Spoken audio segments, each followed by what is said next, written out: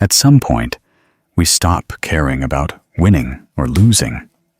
We choose to smile in silence, stepping past all pressures with serenity in our souls. That is not weakness, but the choice of someone who understands life. True happiness does not come from struggle, but from inner peace. Amidst life's myriad challenges, we only wish for the years to pass in tranquility. May this life be peaceful for us and for those around us. Because sometimes, living simply is precisely how we touch the deepest sense of wholeness. Life is inherently not easy. Every household, every situation, every person has their own private sorrows. Don't blame others for not helping you, and don't be angry at them for not caring. Everyone in life has unspoken burdens. Sometimes, the very person we think is indifferent is struggling in their own storm. On life's journey, we must always continue alone. The person who can help us the most is none other than ourselves. When your mood is low, please don't make it harder on yourself. In life, besides birth and death, everything else is a minor matter. As long as the sun still rises, there is no pit so deep that we cannot overcome it. Everyone gets tired in this life, but amidst that weariness, we can still choose a gentler way of living. Don't let your heart become heavier. Emotions cannot solve problems. They only cause us more pain. Try to think more openly. Take things less seriously. Simplify a little, and you will find your heart more at peace. Let go of worries and keep your mind at peace. Each day, release what is unpleasant so your mind can be pure. Someone once said that the person who knows how to let go is the happiest. Suffering is not created by fate or by others, but by our own minds. If we know how to let go, we will live more simply and serenely. In life, there are people who easily fall into despair because they carry too many burdens, too many thoughts in their hearts, leading to stagnation and collapse. In truth, life is inherently not simple, but if we know how to let go of a few things, leave behind a few matters, we will have more space to stand up and move forward. Stubbornness only keeps us perpetually submerged in pain. When we learn to let go, we realize that life still holds many beautiful things waiting ahead. Surely, you've often wondered why there are things you need to remember but can't, and things you want to forget but never can. A merchant once asked a monk, "Master, sometimes I want to let go of everything because I'm so tired, but I can't. Is there any way you can help me?" The monk gave him a cup of water and told him to hold it tightly, then poured hot water into it. The water overflowed and burned his hand, causing him to let go and drop the cup. At that moment, the monk gently said, "If you want to let go before you get hurt. Don't wait until it hurts before you release it. In this life, only you know when to hold on and when to let go." There are things that require perseverance to reap sweet rewards. But there are also things that hurt more the tighter you hold them. Letting go is not giving up, but understanding that not everything needs to be held. But people are inherently stubborn, wanting to let go, but unable to. Everyone carries wounds in their hearts, silently facing them only when night falls. People often say, "Time heals all wounds," but in reality, time merely passes. It is not medicine. The human mind is the true medicine. When we are willing to look back, willing to listen to ourselves, our minds will quiet, our hearts will open. and we will naturally let go of things not worth bothering about. When we look back at life like a passing breeze or floating clouds, we will understand that nothing lasts forever. It's not time that heals, but because we have learned to let go. Let go so the heart is light, so the mind is open, so happiness has a place to reside. Happiness or suffering are both our choices. If we know how to cherish what we have, we will not miss out on our lives. Let go of fame and gain. Abandon hatred, attachments, and craving for existence, and we will find peace in every breath. Sometimes we bow our heads not out of weakness, but to see clearly the path we are taking. Learning to let go is learning to master our own minds, because in the room of the soul, if we don't sweep away the dust of the world, light cannot enter. When we are willing to sweep away sorrow and cast off resentment, happiness will naturally find us. And perhaps it is time for us to listen to the Buddha's teachings, to understand that the art of letting go is the art of serene living.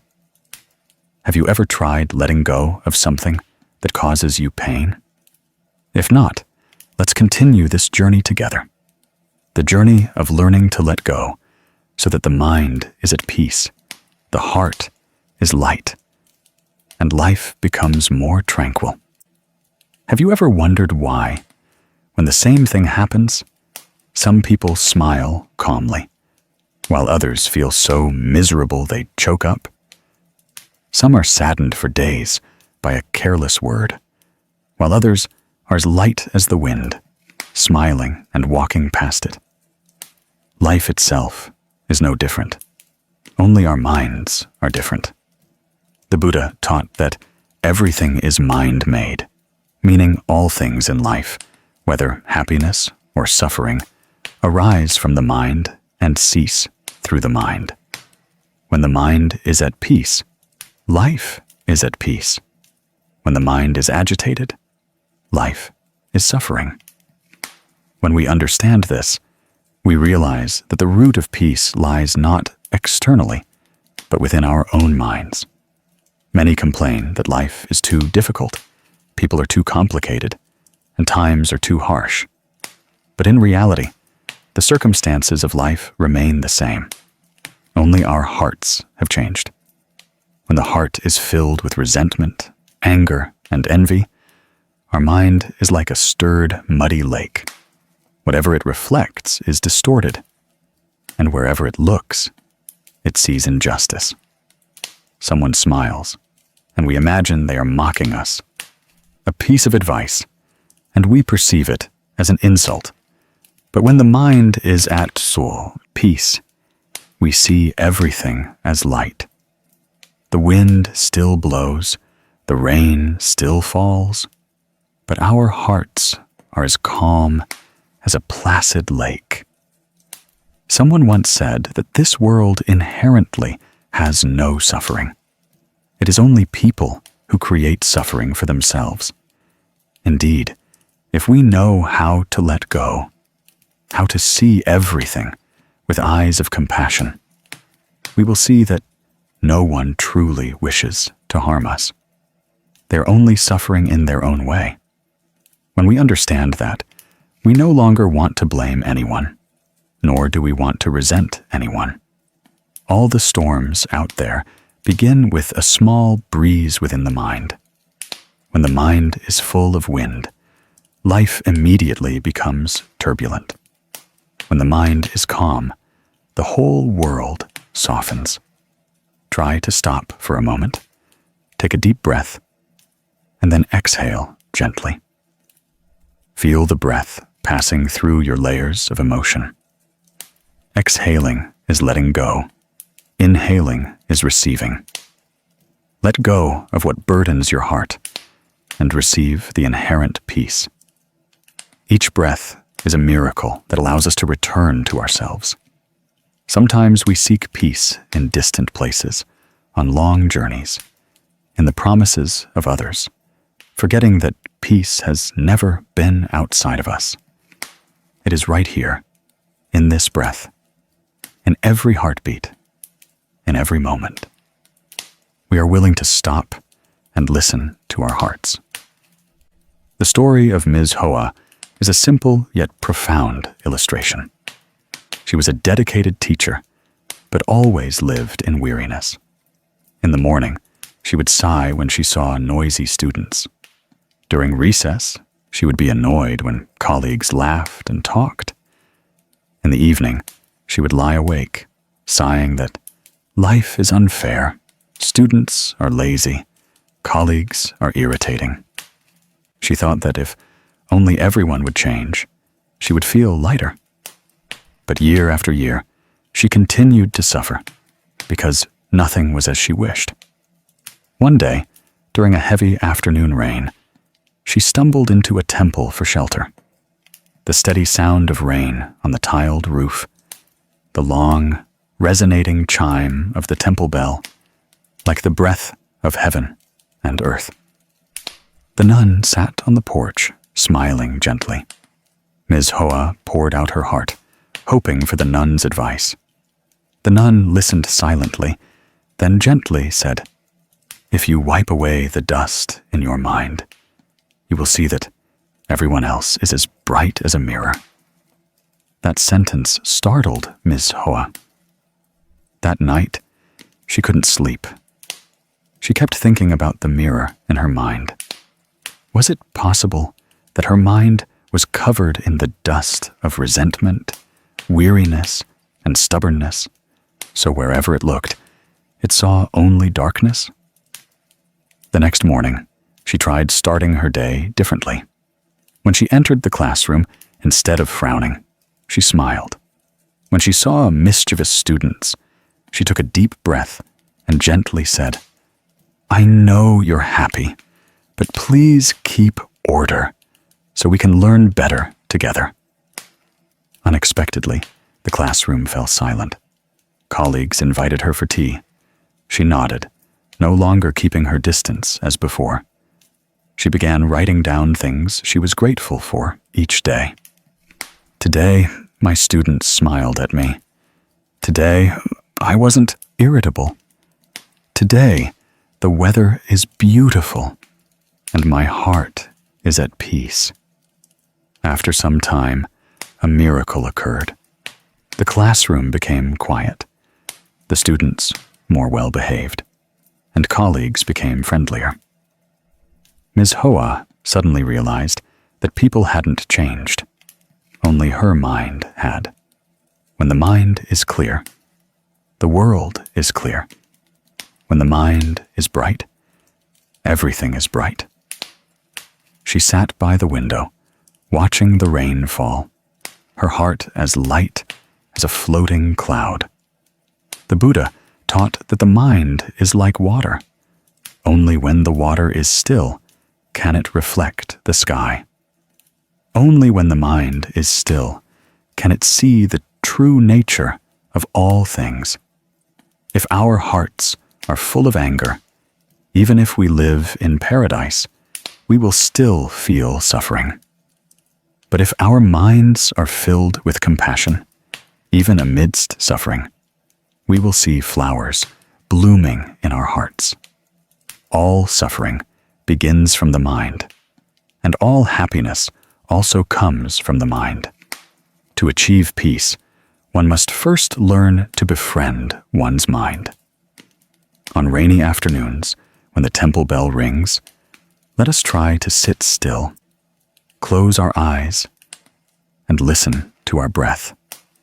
Imagine that in our heart is a mirror. If it is covered with the dust of hatred, let us clean it with gratitude. If it is blurred by envy, let us wash it with love. Every time we know how to smile at life, we are wiping away another layer of dust from our minds. When that mirror shines brightly, we will see that everyone around us is beautiful, lovable, and a part of this miraculous world. Many people seek happiness in material possessions, fame, and by trying to change others, forgetting that the most important thing to change is their own mind. A peaceful mind doesn't need too many things to be happy. Just a hot cup of tea, a fresh morning, a grateful breath. That is enough. Because as the Buddha taught, when the mind is at peace, all things are at peace. If we know how to return to our breath, to recognize our emotions without being carried away by them, we will find ourselves no longer victims of suffering, but people learning to live mindfully. Practicing peace of mind is not a distant concept. Each day, we only need to spend a few minutes sitting still, closing our eyes, breathing deeply, exhaling gently, realizing the breath flowing in and out. Each time we inhale, we smile. Each time we exhale, we silently say in our hearts, I let go. Gradually, all pressures, all weariness will dissipate like clouds when the sun comes out. That is meditation, a way to return to ourselves, to our inherent peace. Sometimes we think happiness means having a lot. But the Buddha taught that the one who knows enough is the richest person. Knowing enough does not mean not striving, but not letting the mind be bound. The mind is like a kite. If the string is too taut, it will break. If too loose, it will fall. Keep the mind just right, knowing when to let go when necessary, knowing when to hold on when appropriate. That is the wisdom of serene living. Looking back at life, how much suffering we have endured. Today, thinking back, it turns out to be no longer important. The things we once thought we couldn't overcome also passed. The people we once resented are no longer in our minds. If we are willing to let go for just one day, our entire life will feel lighter. Because when the mind is calm, the environment is also calm. When we smile, life smiles back at us. Remember that peace is not far away. It lies within the mind that knows how to let go, in the breath that knows how to feel, in the smile that knows how to love oneself and love life. When the mind is at peace, all things are at peace. When the heart is clear, all things are in harmony. Let go so the heart can be open. Happiness will find its way. At some point in life, we will suddenly realize we are tired of trying to hold on to things that no longer belong, tired of embracing worries that cannot be resolved, tired of carrying too much stubbornness in our hearts and not daring to put it down. We go through years of struggle, thinking that the tighter we hold, the happier we will be. But the tighter we hold, the more it hurts. Like someone holding a red-hot coal, the tighter they squeeze, the more the fire burns their hand. Only when we dare to let go do we feel the warmth soften and our hand truly relax. In life, we often teach each other how to strive, how to endeavor, how to endure. Yet few teach us how to let go. That is why many people can climb very high on life's slope, but collapse as soon as they have to learn to stop. Some burdens do not come from the outside, but precisely from the things we refuse to let go of within. A lingering grudge, an unfulfilled dream, a person we still await. So we add invisible stones to our hearts, making every step heavy, every sleep restless. The Buddha taught that when the mind knows contentment, life will naturally be at peace. A teaching that seems simple, but contains a treasure trove of wisdom. Knowing contentment does not mean stopping dreams or ceasing to strive. Knowing contentment is knowing to recognize our limits, knowing that some things cannot be forced, and knowing to let go of unnecessary burdens so that the mind can be free amidst the flow of life. Like a boatman rowing in the river, if he keeps adding stones to his boat, it will not stay afloat for long. Only by knowing how to shed burdens can the boat of the mind float lightly.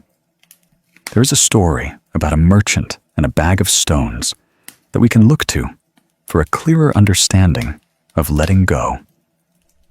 Long ago, in a small village at the foot of a mountain, lived Mr. Hung, a famous, wealthy merchant. He had a grand house, many servants, but his face was always gloomy. Though his assets grew each year, he always felt something was missing. One sleepless night, worried about losing a business deal, he went to the temple, knelt before the master monk, and lamented, "I have a lot of money, but I don't have a moment of peace. I can't eat well. I can't sleep well. My heart always feels like it's weighed down by a stone." The master monk looked at him and smiled. The next morning, the monk gave him a large canvas bag filled with heavy stones and instructed, "Carry this bag with you for 3 days. Wherever you go, you must take it. When you are truly weary, return here." At first, Mr. Hung found it simple. Just a bag of stones. What's the big deal? But after half a day, his shoulders began to ache, his legs were tired, and his breathing was labored. By nightfall, he could barely sleep due to the heavy bag of stones beside him. On the second day, the sun shone brightly. His clothes were drenched in sweat, and he felt exhausted. He began to get annoyed, thinking the master wanted to tease him, but the instruction of 3 days still echoed in his head. By the third day, when the sun was high, he couldn't bear it anymore. He returned to the temple, put the bag of stones down, breathed a sigh of relief, and complained, "Master, I am truly exhausted. I don't understand why I have to carry this heavy thing." The master monk smiled kindly. "You see, carrying a bag of stones for 3 days made you so weary. And how long have you been carrying the bag of stones in your heart? You are carrying the past, carrying fears, carrying greed, and the desire to win on your shoulders. Those things are 100 times heavier than this bag of stones. If you don't let go, you will soon collapse from the very things you cling to." Mr. Hung bowed his head, tears falling. From that day on, he began to live more lightly. He no longer held on to the fear of losing money, no longer got angry when misunderstood. Every morning, he meditated, inhaling deeply and exhaling slowly. Each breath seemed to carry away a stone from his heart. After only a few months, he realized that life was still the same, but his heart had changed. It was the same work, the same people. But when his mind was light, everything became easy. He understood that letting go of a heavy bag lightens the body, and letting go of attachments brings peace of mind. The story sounds simple, but is an image of each of us. We also have our own bags of stones. Sometimes it's resentment, sometimes a sad memory, sometimes an unfulfilled ambition. We carry them everywhere, through years, through countless encounters, but few are willing to let go. We only release them when our strength is utterly depleted, when our hearts are worn out, when our tears have run dry. Only then do we understand that letting go early is wisdom. Letting go late is suffering. The Buddha once taught that one who knows how to let go can smile even in adversity. Why? Because the one who knows how to let go has understood that all phenomena are impermanent. Everything in life, whether joy or sorrow, is just like a cloud passing through the sky of the mind. If we keep trying to hold on to a cloud, we only make our hearts heavy. Let the wind carry it away. Let the clouds return to the sky. When there is no more clinging, the sky of the mind becomes truly clear. Someone asked, "But how can I let go when it hurts me?"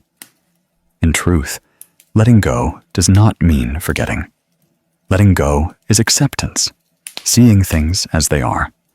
Like when you drop a pebble into a lake, it's not that you deny it was once in your hand, but that you understand holding on prevents your hand from receiving new things. When the mind is broad enough, we can let go without regret, forgive without being hurt, and love without being bound. There is a small exercise that anyone can start right now. Sit still, close your eyes, take a deep breath. As you inhale, realize you are holding many things in your heart. As you exhale, gradually release each burden. It could be a worry, a resentment, an old memory. Let your breath become a river, washing away all attachments. Just a few minutes of this, and you will feel your body lighter and a bright space opening up in your heart. Sometimes we don't need to seek peace in distant places. Peace comes only when we are willing to put things down. A friend once told me that for years she searched for peace by changing jobs, changing homes, even changing partners. But only when she stopped, sat quietly on her porch, listening to the wind blow through the trees, did she realize that peace had never left. It was just that her heart had never been tranquil enough to feel it.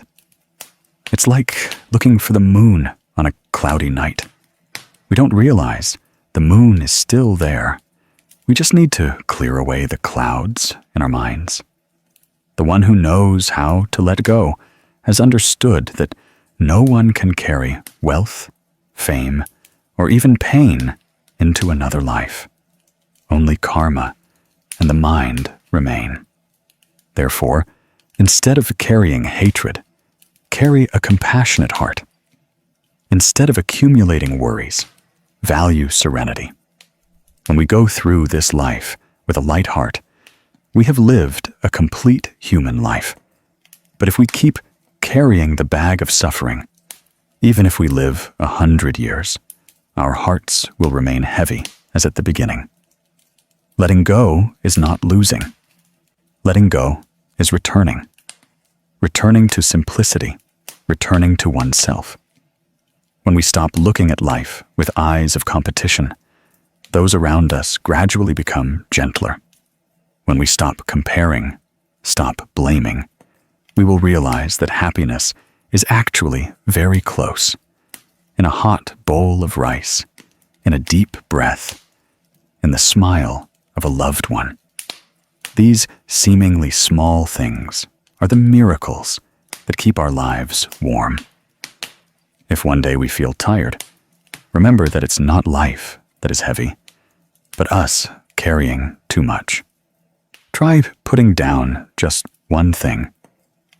A resentment, a regret, a pressure. You will feel your heart grow a little, then release another thing, and another.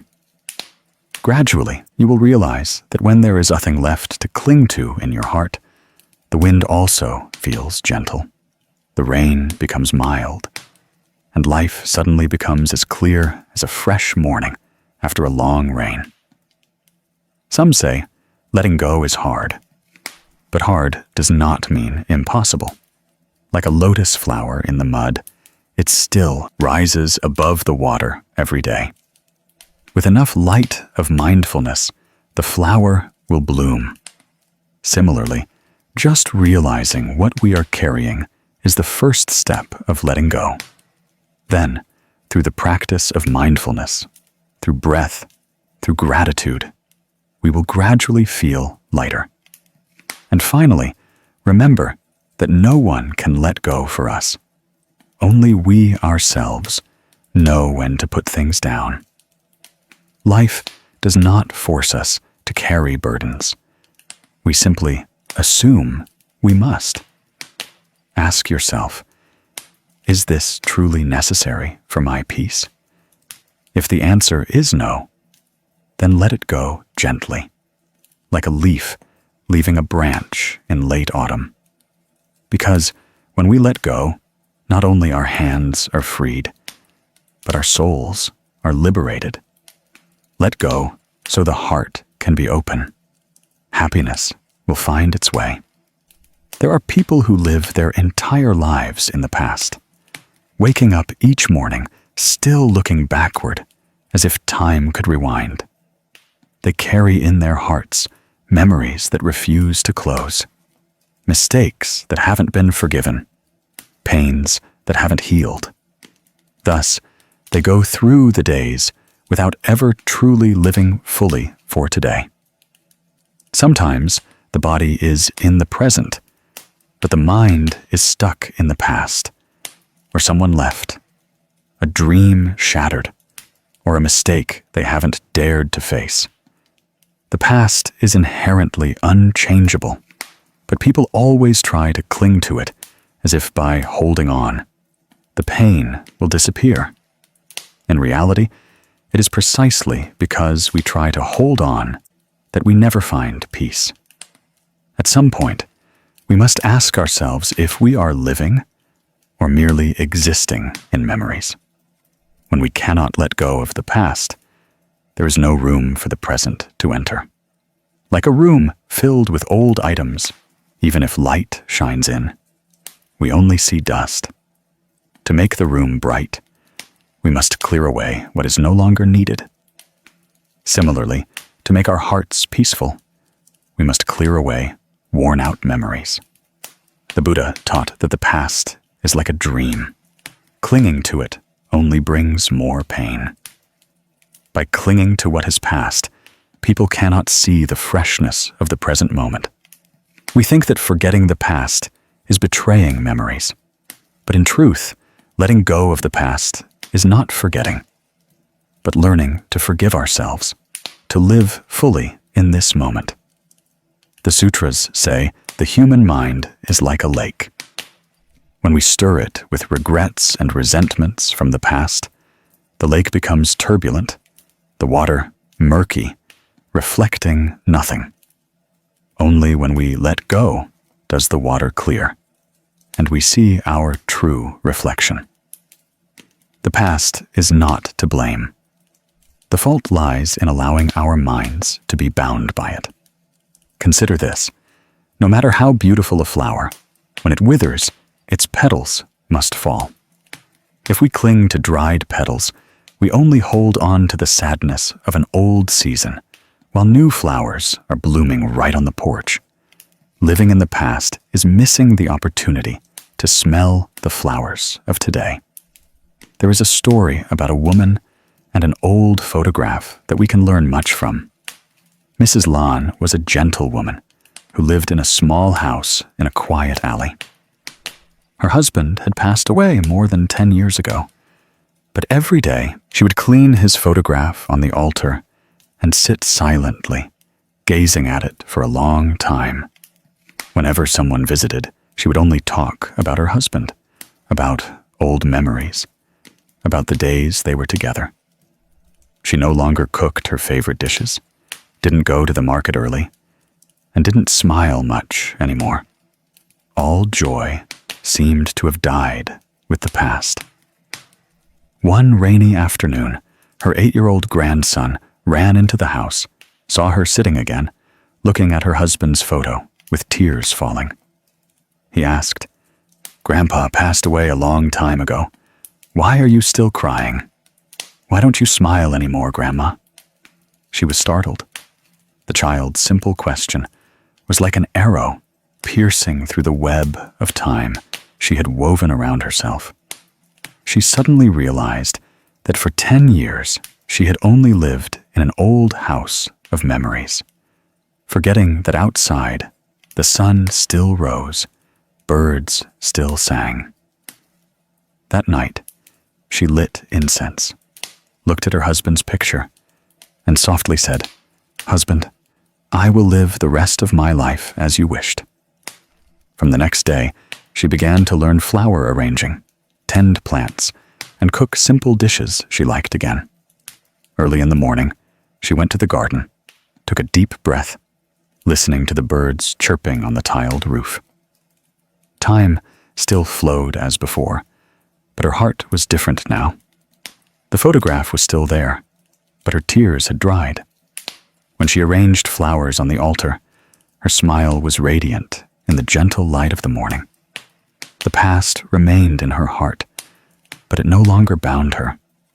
She had learned that letting go of the past is not forgetting the lost one, but continuing to live fully so that love can transform into a light illuminating the present. Mrs. Lan's story teaches us that some pains cannot disappear by hiding. They can only be healed by acceptance and love. When we are brave enough to face memories, we will see that sadness is also just a part of the human journey. Letting go of the past is knowing that every loss has its reason. And sometimes, what we thought was lost is precisely the beginning of a new journey. Someone asked, "But how can I let go of the past when my heart still hurts?" In truth, no one lets go in a single day. Letting go is a process. Each time you remember, take a deep breath, look directly at that memory, and tell it, "Thank you for coming. Now I let you go." Gradually, you will find that the memory is still there, but it no longer hurts you. Like a petal falling onto a lake, the water still ripples gently, but then becomes still again. When we don't try to chase away memories, but gently let them drift, our hearts will naturally find peace. This practice can begin with the breath. Sit down, close your eyes, inhale deeply, and exhale slowly. As you inhale, let your mind return to yourself. As you exhale, let go of something old. It could be a word that hurt you, a person who left, a mistake that tormented you. Imagine these things as petals drifting on a stream. Each breath is a breeze carrying them away. When you see that image, your heart will feel lighter. You may not forget, but you have begun to step out of the bondage. And that is the first step to freedom. A Zen master once said, "Nothing in life hurts us more than reliving something that has passed. Because the past cannot be changed, yet we repeat it in our minds thousands of times. Each time we recall it, we hurt ourselves a little more. Let the past rest so that today can breathe. When we forgive those who hurt us, we are also forgiving ourselves for carrying that wound for too long. Forgiveness does not mean forgetting, but not letting that memory define who we are anymore. If one day you stand before a mirror and see a tired face, ask if you are living for today or for something that is past. When you realize that, start with a small action. Arrange a branch of flowers, take a walk, listen to the wind, or simply smile at yourself. Each small action is an affirmation to life that you choose peace. You choose the present.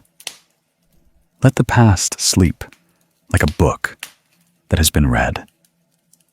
Sometimes we can open it again and smile at the old lines, but don't forget that a new story is waiting for us to write. If we stop at one page, we will never know how beautiful the rest of our lives can be. Perhaps today, we still hurt. But if we don't let go, we will carry that pain through the years, and it will overshadow the joy that is waiting. The past cannot steal our future unless we allow it. Those who know how to live in the present are those who have learned to let go of the past. They no longer torment themselves over what is lost, no longer fear what is yet to come. They live fully in every breath, every glance, every step. They understand that life is a continuous flow. And only by letting ourselves go with that flow do we truly become free. Letting go of the past is also how we learn to love ourselves. Because when we cling to what has passed, we are hurting ourselves. When we are willing to let go, we are choosing a light heart, choosing peace. Each of us has made mistakes, suffered, and lost. But the past does not define our worth. Only how we live today speaks to that. Therefore, forgive yourself. Look back at the past with gratitude instead of resentment. Thanks to what has passed, we have grown. We have understood that happiness does not lie in clinging, but in knowing how to let go. When we learn to let go, we will find life gentler. Every morning, the sunlight filtering through the window will feel warmer. The sound of rain will no longer evoke sadness, but will be like a soothing lullaby. We will know how to smile when we remember, because we are peaceful enough to look back at old things without trembling anymore. Perhaps that memory still brings tears to our eyes, but those are no longer tears of pain, but of compassion and gratitude. Remember, letting go of the past is not forgetting, but forgiving ourselves. Forgive to be free, to live fully in the present, because only when the mind is unburdened can the heart truly be at peace. Life does not promise us a journey without storms, but if we know how to let go, we will have a sturdy boat to navigate storms with a serene smile. Let go so the heart can be open. Happiness will find its way. At some point, we will realize that some wounds are not caused by others, but are nurtured by us for too long. Some anger we once thought we needed to hold on to avoid being weak. But the tighter we held, the more exhausted we became. Some hatred we thought was strength, but it turned out to be a red-hot coal burning our hearts day by day. Life is fleeting, like a passing breeze. Yet we spend most of our time remembering things that cause us pain. Have you ever wondered how light your heart would be if you could just let go? The Buddha taught that one who harbors hatred is like someone holding a red-hot coal in their hand, hoping to throw it at another. But first and foremost, it is they themselves who get burned. This teaching is not just a philosophy, but a profound truth of the mind.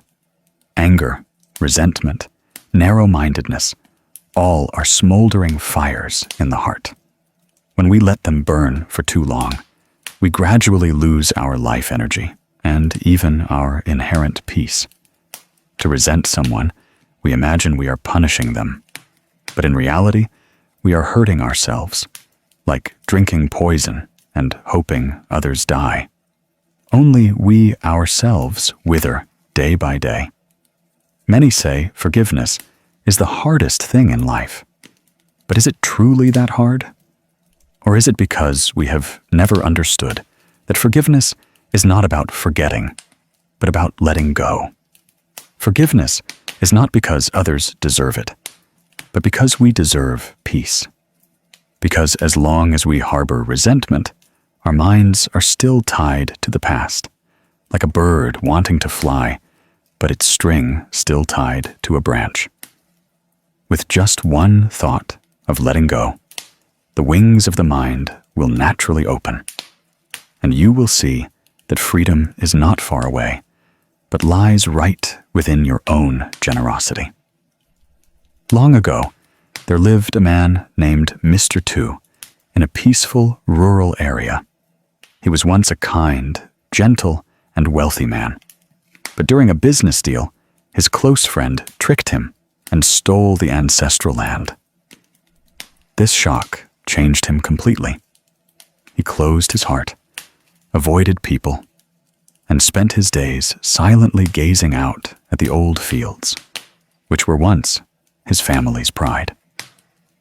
From then on, his face bore a look of bitterness.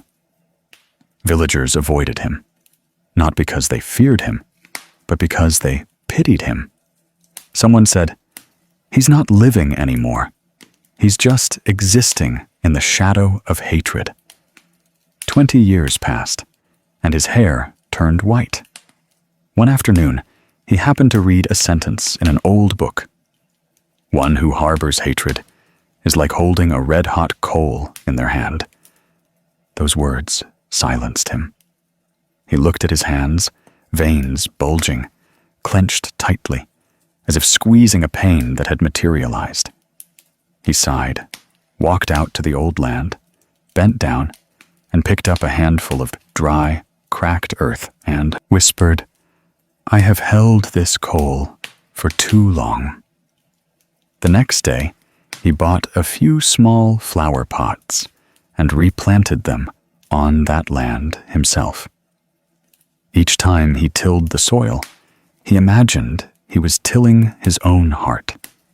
Each seed he sowed was an act of letting go of an old grudge. It was strange. From that day on, he felt an unusual lightness in his heart. He slept deeper at night and woke up feeling more refreshed in the morning. Villagers passing by saw him smile and said, "Mr. Two is alive again." Indeed, he had come alive again, not because the flowers bloomed, but because his heart blossomed. When the heart knows how to let go, resentment dissipates like clouds after rain. But when it clings, resentment grows moss in the heart, making life heavy. Mr. Two's story is not uncommon. Many of us still carry such coals. It could be the pain of betrayal, the hurt from words, or simply an unresolved memory. We hold on to it because we fear that letting go means losing fairness, that forgiveness is weakness. But don't you see? It is precisely when we harbor resentment that we allow the other person to continue controlling our emotions. Only when we let go do we truly master our own minds. Letting go is not defeat, but the greatest victory. Victory over the anger and resentment within our hearts. The Buddha taught that defeating others is not equal to defeating oneself. In every thought of anger, every thought of hatred, if we look deeply, we will see that the root is ego. The I wants to win, wants to be right, wants to be loved, wants revenge. The bigger the ego, the deeper the suffering. But when we know how to see everything with eyes of compassion, we see that anyone who does wrong is also suffering. The person who causes us pain is actually pitiable because they lack the wisdom to live virtuously. When we understand that, our hearts naturally soften, and hatred naturally dissolves. Forgiveness is no longer an effort, but a natural outcome of understanding. Try to sit still, take a deep breath, exhale slowly, and and look at the faces that have hurt you. It could be a loved one, a friend, or someone who abandoned you when you were at your weakest. Don't try to forget them. Just look at them as you would look at passing clouds. They come and they go. They once caused you suffering, but it is also they who taught you the lesson of tolerance. Everyone who passes through our lives carries a mission. Some come to bring us joy. Some come to teach us pain and growth. If we cling to that suffering, we will never understand the hidden grace in adversity. A monk once said, "Anger is the cry for help of pain that has not been listened to." When we are angry, it means there is a hurt child within us. It needs to be embraced, not suppressed or blamed. Therefore, when you feel angry, stop, not to suppress it, but to listen. Inhale, recognize where the anger is in your body. Exhale, and smile at it. Softly say, "I see you, anger." When the light of mindfulness shines on it, the fire will gradually dissipate. No need to fight it. Just recognize and embrace it. For that is the path the Buddha taught to resolve suffering. In the evening, as the sun gradually set behind the bamboo grove, Mr. Tu went out to water his flowers again. Water droplets fell onto the earth, sunlight reflecting, shimmering like pearls. He sat down, his hand touching the soft petals, his heart feeling light. He no longer clearly remembered the face of the friend who had betrayed him. He only remembered that someone had once caused him pain. But it was also thanks to that person that he understood the value of peace. When we are grateful, even for the things that make us cry, that is when we truly mature. Because hatred cannot be eradicated by hatred. Only love and understanding can resolve everything. If today your heart is still heavy, try closing your eyes and imagining you are holding a red-hot coal. It burns, but you don't want to let go, because you think if you throw it away, others won't know how much you hurt. But if you hold on to it, you are the one getting burned. Let it go. Look at your hand after you release it. You will see it is free and light. Similarly, when we let go of resentment, we lose nothing at all. We simply stop hurting ourselves. Practicing letting go of anger is not just a mental exercise, but also a physical journey. Each day, take a few minutes to sit still, listen to your breath, and observe your emotions. When someone says something that hurts you, instead of reacting immediately, take a deep breath. Inhale, knowing you are getting angry. Exhale, knowing you want peace. Just doing that, you've already walked halfway to peace. Don't try to change others. Just change the way you see them.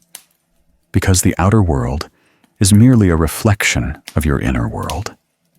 When your heart is at peace, others will no longer cause you suffering. Try writing a letter of forgiveness. You don't need to send it. Just write it to say goodbye. Write to the person who hurt you, or to your past self. Write that you understand, that you no longer want to carry hatred. Each word written is a petal of a compassionate heart. When you fold the letter, smile and say, "I have forgiven them, and I have forgiven myself." That is a meditation ritual, a ritual of healing. Life does not demand perfection from us. It only asks that we learn to soften after being hurt. When you know how to bow your head, it's not that you are weak, but that you understand. When you know how to smile, it's not that you've forgotten, but that you have overcome. Forgiveness is the art of the strong. It is the magic that transforms hatred into flowers blooming in the heart. Look at the sky out there. Even if the dark clouds are thick, light still penetrates through the gaps. Similarly, in everyone's heart, no matter how much resentment it once held, as soon as a good thought arises, the seed of peace will begin to sprout. Letting go of anger, letting go of hatred, letting go of narrow-mindedness is not a distant concept, but the path back to oneself. When the mind is no longer inflamed, we no longer fear anyone hurting us.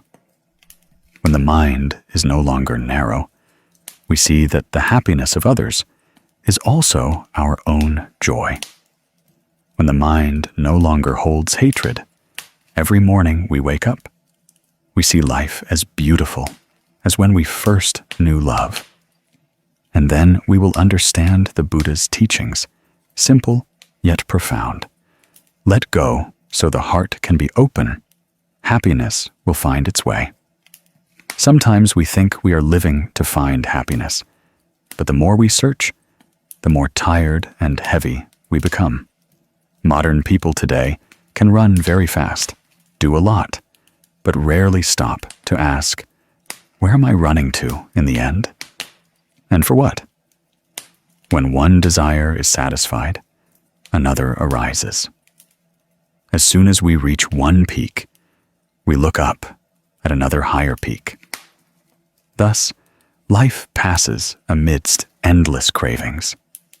We crave money, fame, love, power, and forget that in that craving, we are burning ourselves with the fire of greed. The Buddha taught that one who knows contentment is the richest person. The two words, tri tuk, knowing contentment, are simple yet immensely profound. Tri means to know, tuk means enough. Knowing enough does not mean stopping or not striving. Knowing enough is knowing to cherish what you have, knowing when to stop, when your heart is full, being content with the ordinary to keep your mind at peace. One who does not know enough, even if they have the whole world, will still feel a lack. But one who knows enough, even with only a simple meal, will feel peace in their heart. When greed arises, we look at life with eyes of deprivation. If others have more than us, we envy. If they have less, we disdain. And between these two extremes is an unstable, anxious soul. The Buddha once compared craving to seawater. The more you drink, the thirstier you become. The more you want, the more you lose yourself. Like a thirsty person in the desert, the more salty water they drink, the more parched their throat becomes. Ultimately, that very greed leads us astray, living our entire lives in weariness without realizing we are chaining ourselves. Let us listen to a short story. Mr. Loy was a kind man working at a small wooden workshop in the village. He worked diligently, saving every penny with the dream of owning his own car for commuting. Every day, he watched others drive by, silently thinking, "When I have a car, I'll be so happy." After many years of saving, he finally bought a new car. The first day he held the keys, he was as joyful as a child. All his weariness seemed to vanish in that moment. But that joy didn't last long. A few days later, he began to notice that others had bigger, more beautiful, more luxurious cars. Envy silently arose, causing him many sleepless nights. He started borrowing money, working extra hours, trying to upgrade to a newer model. And then debts piled up, worries unending. One rainy afternoon, as he stopped at a red light, a motorbike brushed against his car, lightly scratching the paint. He erupted in anger, shouting loudly amidst the crowded street. Returning home, seeing the scratch, he was so furious, he cried. But then, in a moment of silence, he suddenly looked out the window, where the rain was falling gently. He asked himself, "This car was meant for transportation. Why am I suffering from trying to protect it?" From that moment, he stopped. He wiped the car and no longer paid attention to the scratches. He began to live more slowly, without comparing, without racing. Every morning, he would bring out his car, smiling to greet a new day. And strangely, from the moment he learned to say, "enough," there was a kind of wealth in his heart that money could not buy. Peace. The story is small, but contains a great lesson. We are all like Mr. Loy in some aspect. We always believe that if we just had a little more, we would be happier. But life has no stopping point for more. The more we have, the more we fear losing. The more we possess, the more we are bound. Greed turns us into porters for the very things we own. The Buddha taught that all suffering begins from ignorance, and greed is one of its 3 roots, along with anger and delusion. Greed makes us cling. Anger makes us agitated. Delusion blinds us. These 3 fires burn away the inherent peace in our hearts. When we know when to stop, when we know contentment, we are watering the seed of awakening within ourselves. In daily life, we can practice letting go of greed through very small actions. When eating, stop before you are too full. When shopping, ask yourself if you truly need it. When you see others succeed, rejoice instead of envying. Each time you are sowing a seed of contentment, and each of those seeds will blossom into flowers of serenity in your heart. Letting go of greed does not mean not aspiring or not living actively. Letting go of greed is knowing how to live mindfully, knowing when to stop. Like a boatman who knows when to anchor and rest to conserve strength, rather than endlessly rowing aimlessly. Sometimes striving, sometimes letting go. That is the balance of a wise person. If we want to heal our minds from the weariness of craving, try practicing one simple thing every day. Every morning, breathe deeply, place your hand on your chest, and say, "I am grateful for what I have." When you are grateful, greed naturally subsides, because gratitude is seeing enough, seeing completeness. We can also write down 3 things each evening that made us feel complete that day. It could be a meal, a sunset, the laughter of a loved one. These seemingly small things are the foundation of true happiness. A Zen master once said, "The poorest person is one who never has enough, even when living in a palace. And the richest person is one who can smile with a cold bowl of rice on an ordinary day." That is not an illusory philosophy, but a clear truth that anyone who has experienced it deeply understands. Sometimes it is precisely because of greed that we miss out on simple joys.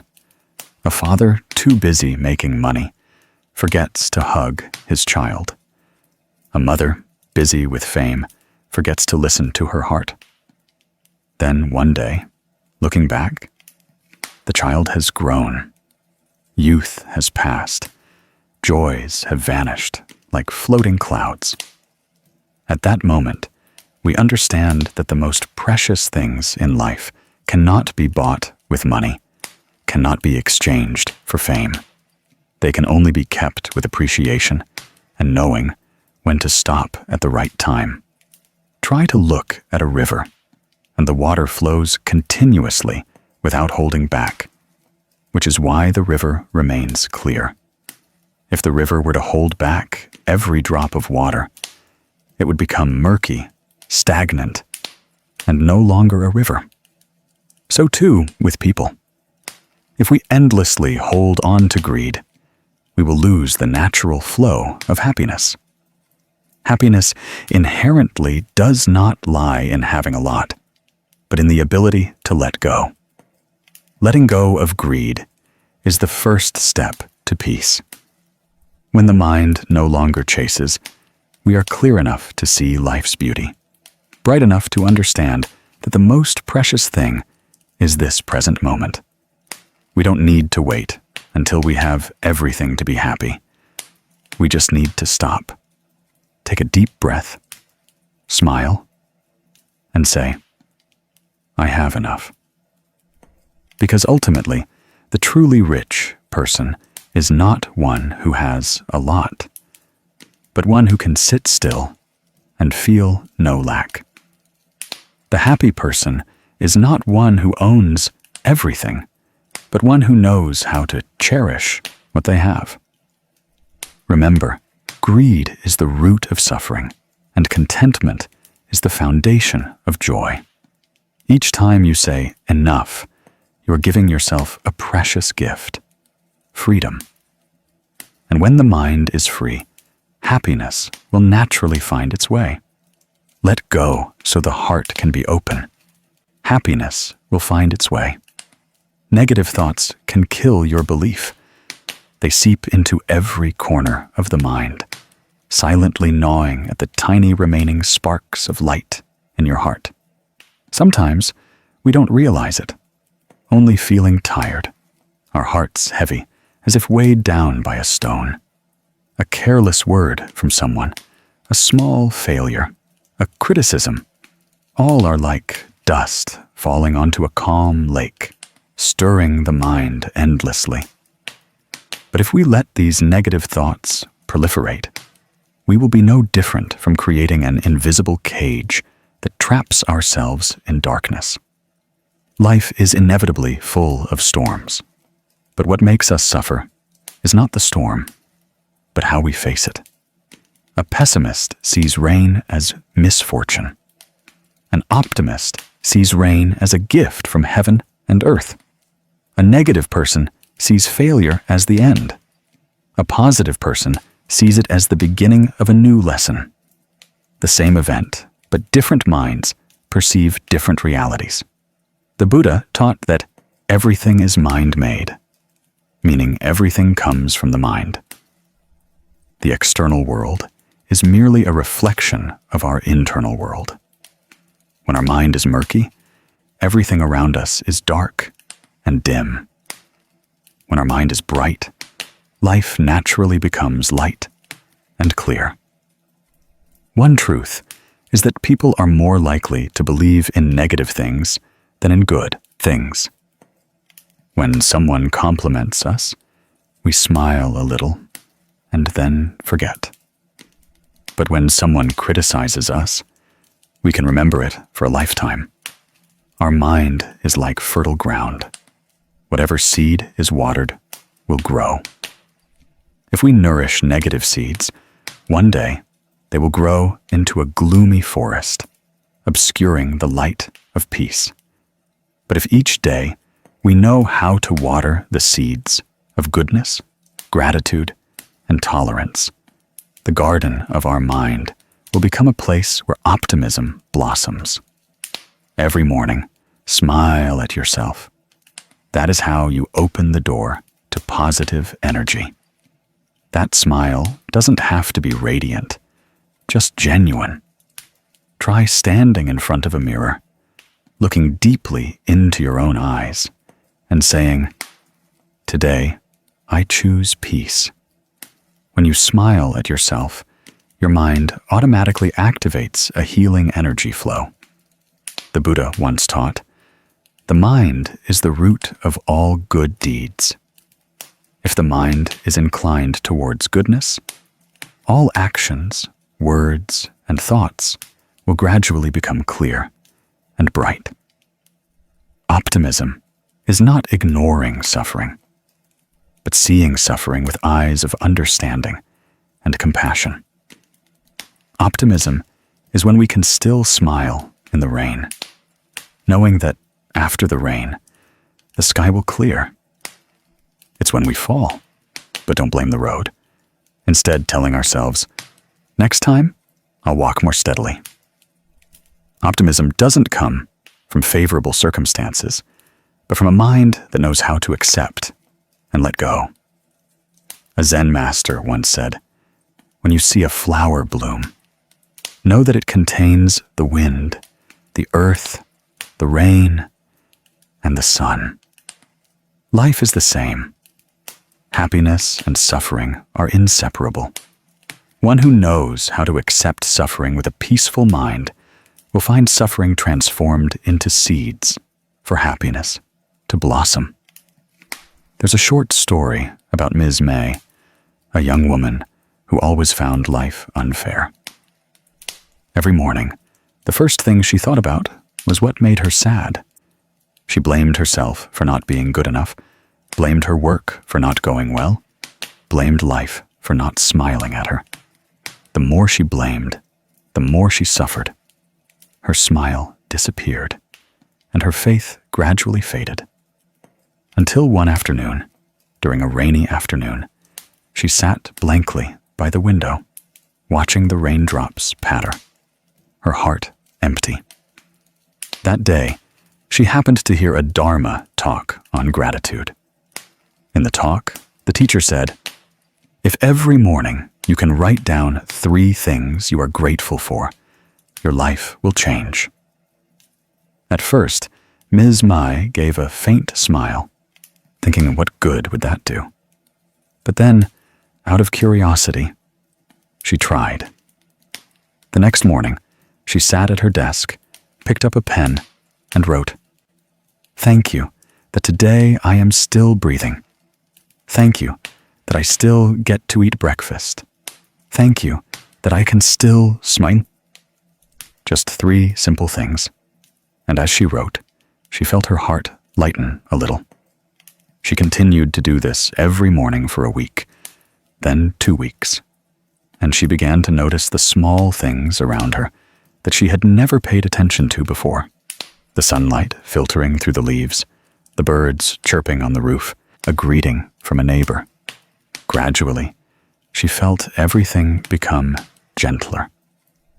Her job was still the same. Life was still the same.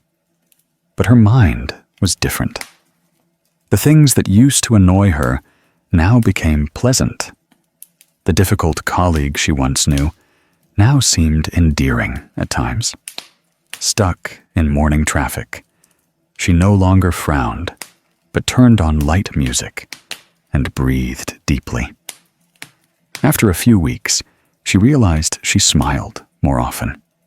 Everyone around her liked her more, and her work became more favorable.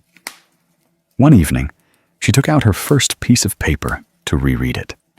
On it, the scribbled words, "Thank you that I am still breathing, still eating, still smiling," seemed to light up the entire room. She burst into tears, not out of sorrow, but because she realized that happiness had been there all along. She just hadn't been willing to see it. From that day, she no longer wrote to practice gratitude, but wrote as a joy. That small piece of paper became a doorway opening to an optimistic mind. Gradually, every negative thought in her life dissipated in the light of mindfulness. Ms. May's story is simple, but contains a profound truth. Negative thoughts trap us in darkness, while gratitude opens the door for light to enter. When we are grateful, we no longer resent. When we stop resenting, the mind naturally becomes bright and light.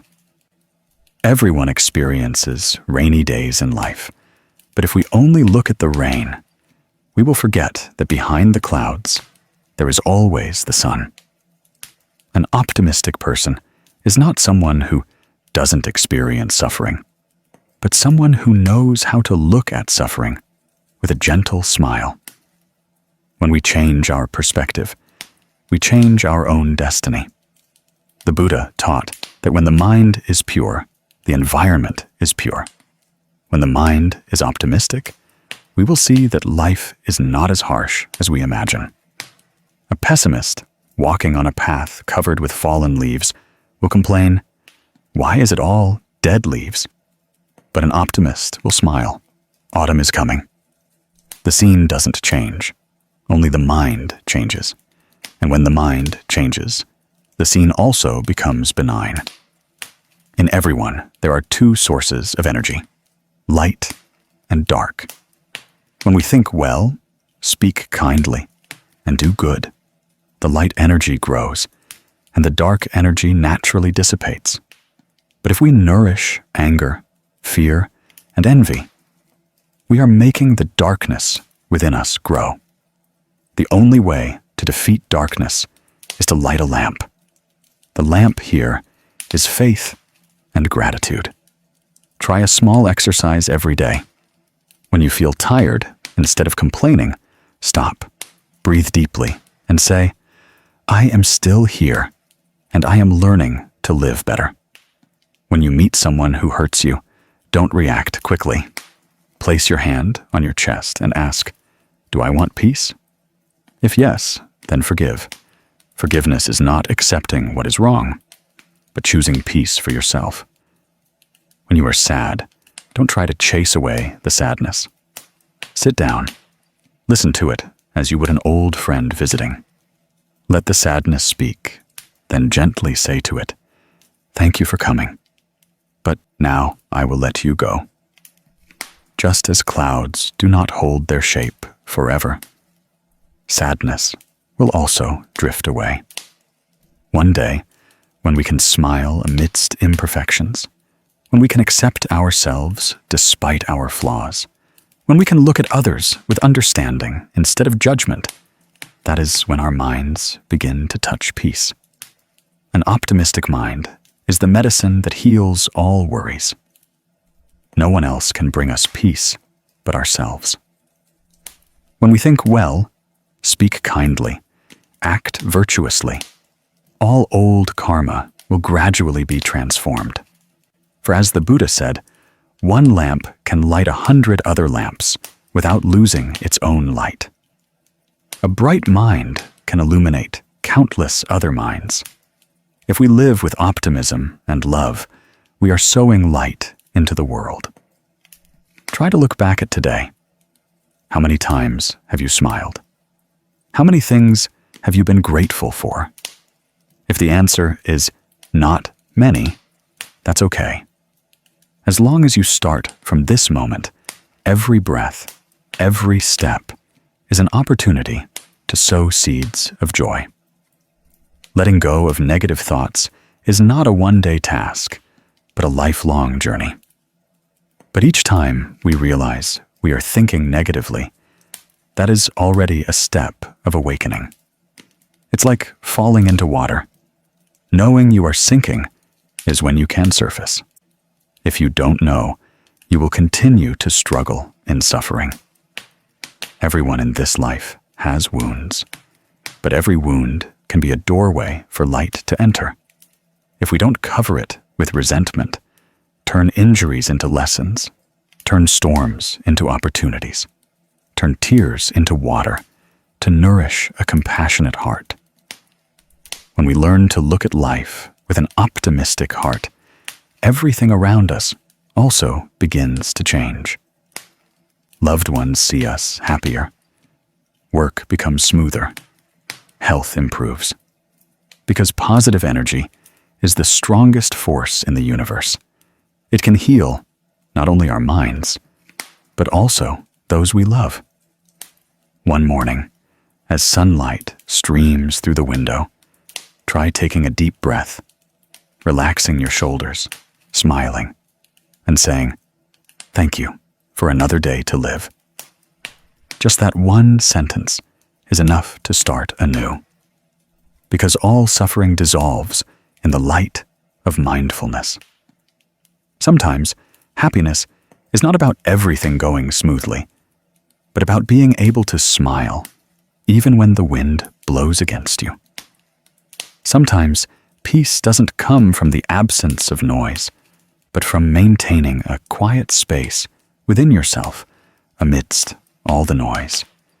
And sometimes, joy doesn't lie in grand things, but in a warm cup of tea, a gentle word, a compassionate glance. The world out there may be full of unrest, but if we have faith within, even in the darkest night, we will still see the light.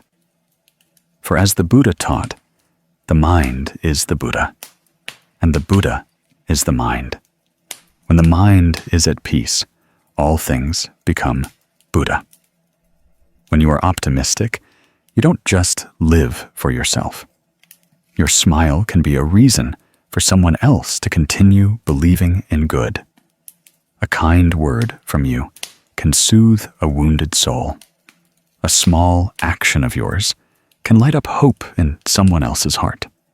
Therefore, every morning before stepping out, choose an optimistic mind for yourself.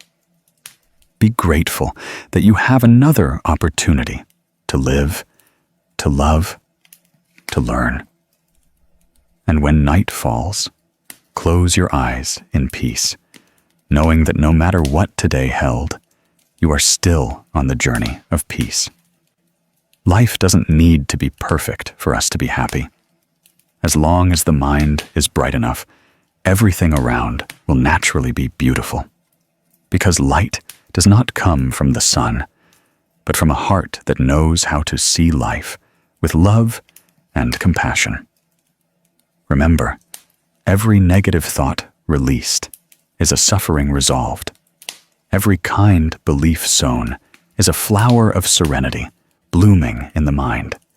Choose to sow beautiful things, because, like a river, when the water is clear, we see the blue sky.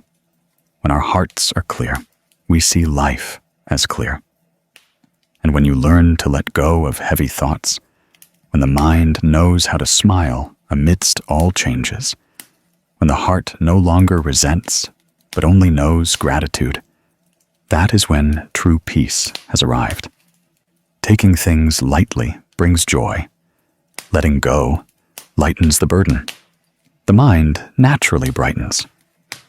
Most of the suffering we have carried is not caused by others, but by our own hearts holding on to too much. Some carry the sorrow of the past. Some bear regret in their hearts. Some endlessly dwell on a word or action from someone else. Then, over time, these small things grow in the mind, turning into anger, becoming a tumor in the heart, making our steps in life heavy. People often suffer not from what is happening, but from how we see it, how we cling to it, how we refuse to let go. The Buddha taught that a broad mind is a blessing. Taking things lightly brings joy. When our minds are broad enough, we will not be easily swayed by trivial matters. When we learn to take things lightly, life naturally becomes more pleasant. Because all suffering begins from a mind that wants to hold on. We want to hold on to love, fame, praise, even sadness. But life is like flowing water. The tighter you hold, the more it slips away. The more you cling, the more you lose. Everything is mind-made. All things in life arise from the mind. An event, when our mind is light, it also feels light. When our mind is heavy, that event also becomes heavy. Therefore, cultivating the mind is not for others, but for our own peace. When the mind knows how to take things lightly, the whole world suddenly becomes gentle. There's a small story that always brings peace to our hearts whenever we recall it. In a small village in central Vietnam lived an old woman named men. She was over 80, with white hair and a small stature, but everyone in the village cherished her for her gentle smile and serene eyes. Every morning, she would sit on her porch, sipping hot tea from an old porcelain cup. The cup was not expensive, but to her, it had special meaning because it was a gift from her late husband on their last birthday together. One morning, as the first rays of sunlight filtered through the leaves, birds chirped. She was pouring tea when the cup slipped from her hand, falling onto the tiled floor and shattering. The sound of the breaking cup echoed crisply and sharply, like a slice into the peaceful morning. Her young grandchildren ran in, startled, one crying, another worried. "Grandma, the cup is broken. What a shame. Let me glue it back together for you." But she only looked down, smiled, her eyes still gentle. "It has fulfilled its karmic connection with Grandma, my dear," she said. Hearing her words, the whole family fell silent. In that moment, everyone felt something profound that they couldn't express. To them, it was just a cup. But to her, it was a lesson in impermanence. All objects, all people, all things in life have a karmic connection to come, and also a time to leave. She did not cling, did not lament, did not regret. The breaking of the cup did not disturb her peace, because in her heart, that cup had already dissolved long ago. Dissolved in acceptance, dissolved in gratitude. That story spread throughout the hamlet. Everyone who heard it felt their hearts lighten. People began to learn to take lightly the things that annoyed them. Some who lost money no longer complained. Some who were betrayed by friends smiled and forgave. All learned from the smile of old Mrs. Men, who had deeply understood the Buddhist teachings. Life is not light because our minds are still heavy. When we learn to look at life with eyes of compassion, everything becomes different. Compassion is not weakness, but the strength of understanding. When we look at people with compassion, we no longer want to judge. When we look at events with wisdom, we no longer fear. And when we look at life with a peaceful mind, we no longer resent. Try sitting still one quiet morning, closing your eyes and listening to your breath. Inhale deeply, feeling the cool, refreshing air filling your chest. Exhale slowly, letting go with the breath. Each time you exhale, imagine you are putting down a worry, an anger, an old memory. Repeat a few breaths, and you will feel your mind lighten a little. That is the art of taking things lightly, not ignoring them, but letting go at the right time. Learning to take things lightly does not mean living without feeling. On the contrary, it means living with understanding. When we take fame lightly, we cherish karmic connections. When we take gain and loss lightly, we clearly see the value of peace. Life is like the wind. If we try to hold it, the wind will be lost. But when we open our hearts, the wind gently touches us with coolness. Someone asked, "But how can one take things lightly when hurt?" The answer is not to forget, but to see with a deeper insight. A wound on the body will heal if we care for it gently, without picking at it. Similarly, a wound in the mind only heals when we stop replaying the old story. Each time we recall it, we stir up the pain again. Look at it with the light of mindfulness. Ah, it happened. Now I know, and I let go. The Buddha taught that letting go is not losing, but returning to oneself. When the mind is no longer clinging, we truly live in the present. Taking things lightly in the Dharma does not mean indifference, but understanding that everything has its causes and conditions, and when those conditions cease, we smile and bid farewell. In daily practice, you can start with small things. When someone says something unpleasant, instead of reacting, take a deep breath and smile. When work is not going as desired, pause for a few seconds, place your hand on your chest, and tell yourself, "It's okay. It will pass." When someone disappoints you, remember that the person who hurts us is actually also suffering. That perspective is compassion. It is the foundation of the art of taking things lightly. One day, if you see someone arguing, try standing from afar and observing. Without judging who is right or wrong, just observe. And you will see that all arguments stem from an overly large ego. Everyone wants to be right. Everyone wants to be heard, understood, and loved. But few are willing to listen. When the ego dissolves, conflict also dissolves. So taking things lightly is the path of wisdom. In the Zen temple, there is an old story. A monk was washing bowls and accidentally dropped one to the ground. The bowl shattered, and the monk merely smiled. A friend saw this and asked, "Why aren't you regretful, master?" The monk replied, "The bowl shattered the moment I touched it. I merely saw cause and effect, manifesting." It sounds simple, but to achieve such a state of mind requires a lifetime of cultivation. Learning to take things lightly doesn't happen in a day. It is a long journey that begins with realizing we cannot control the world, only regulate ourselves.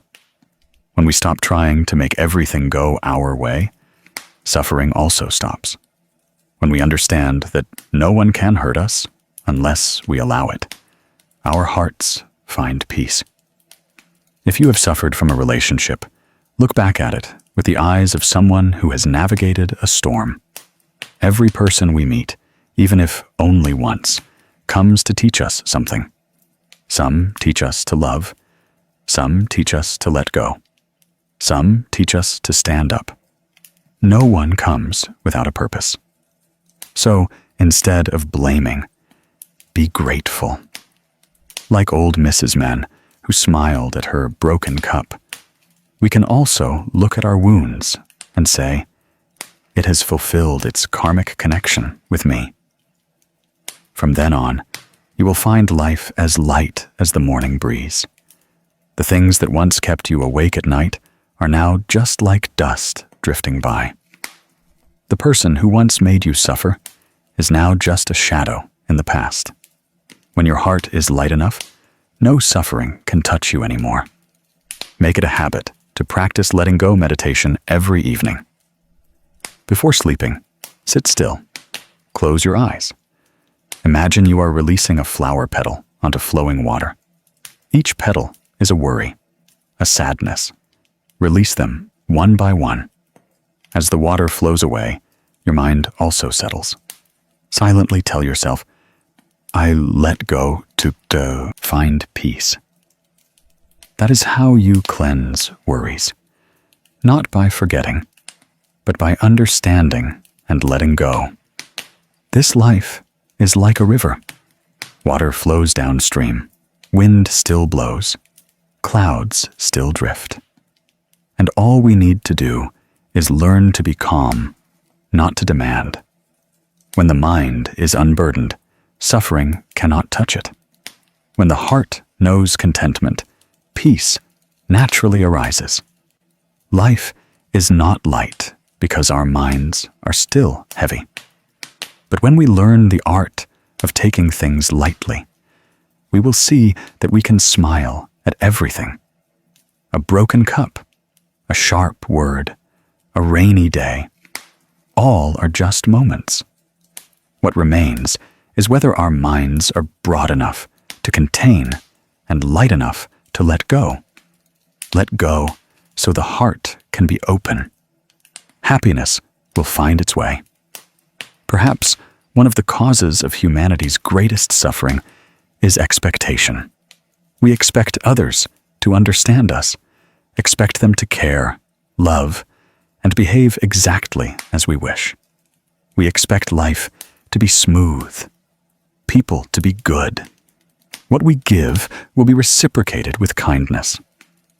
But the more we expect, the more we are disappointed, because life inherently doesn't operate according to our wishes, and people cannot live according to anyone else's desires.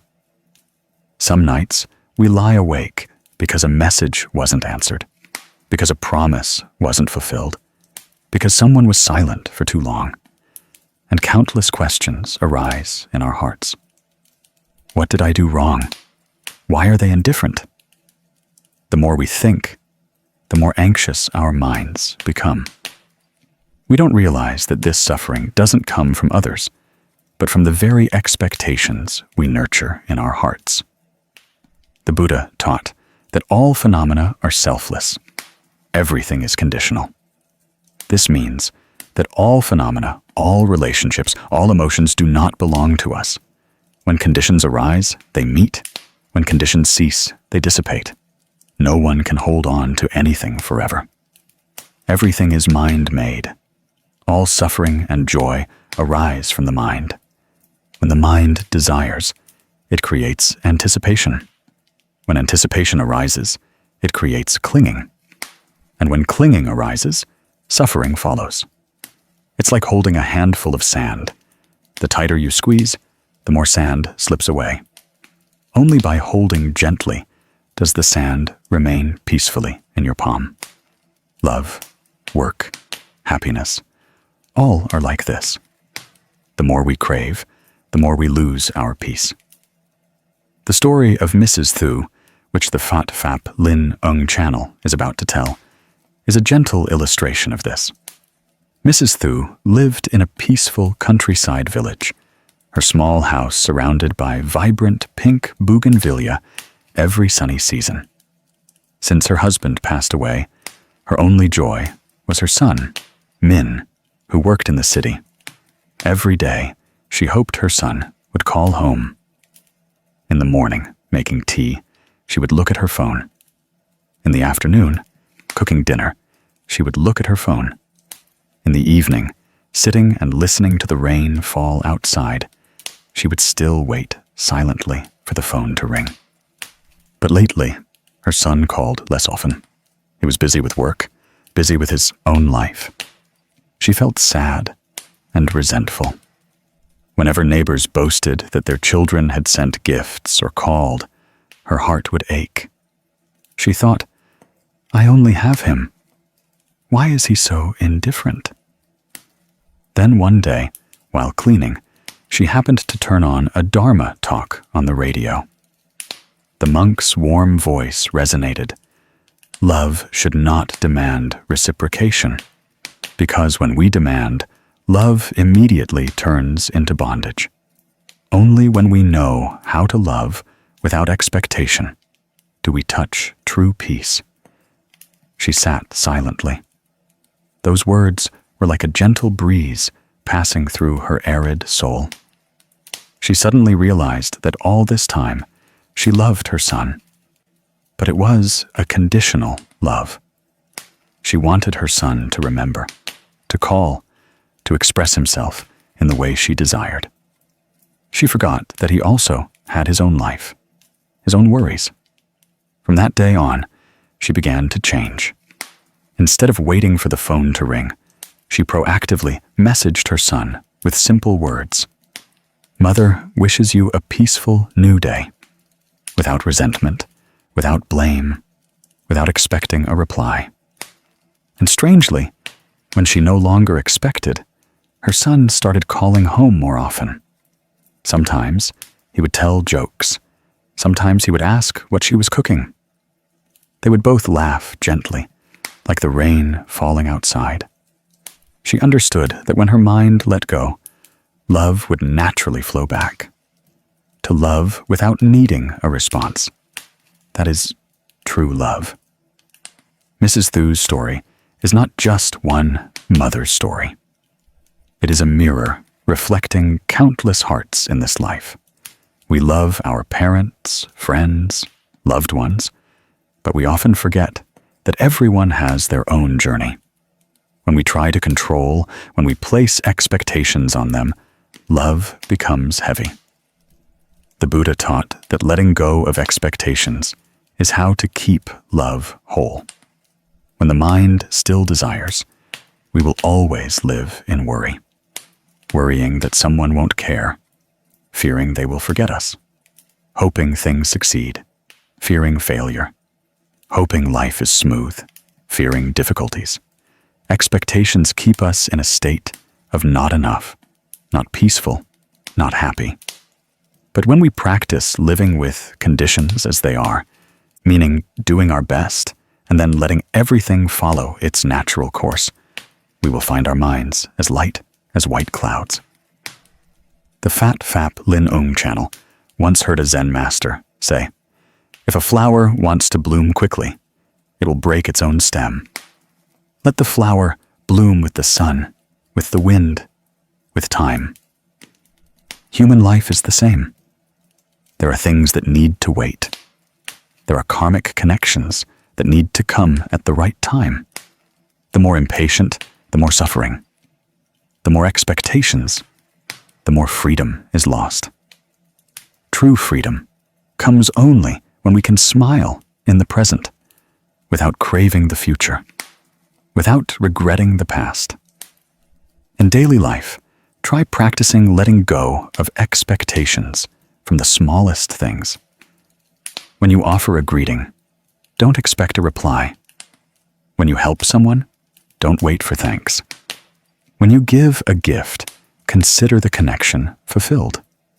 When you do good, simply know that you have sown a good seed. No need to wonder when it will sprout. Such a mind is truly a peaceful mind. Every morning when you wake up, take a deep breath and say to yourself, "Today I only ask to live truly peacefully, not expecting life to go my way." When you say that, you will feel a light energy spread through your heart. Whenever you do something, do it with a mind free of craving. A mind free of craving does not mean indifference, but knowing that happiness comes not from the result, but from the process of living fully. A monk once said, "The one who lives without expectations is the one who is never disappointed." Indeed, the higher the expectation, the greater the disappointment. Sometimes simply reducing our desires increases our joy. Life doesn't have to be perfect. As long as we have enough compassion to embrace both flowers and dust, both sun and rain, then every day is a beautiful day. When we stop expecting others to make us happy, we begin to learn how to make ourselves happy.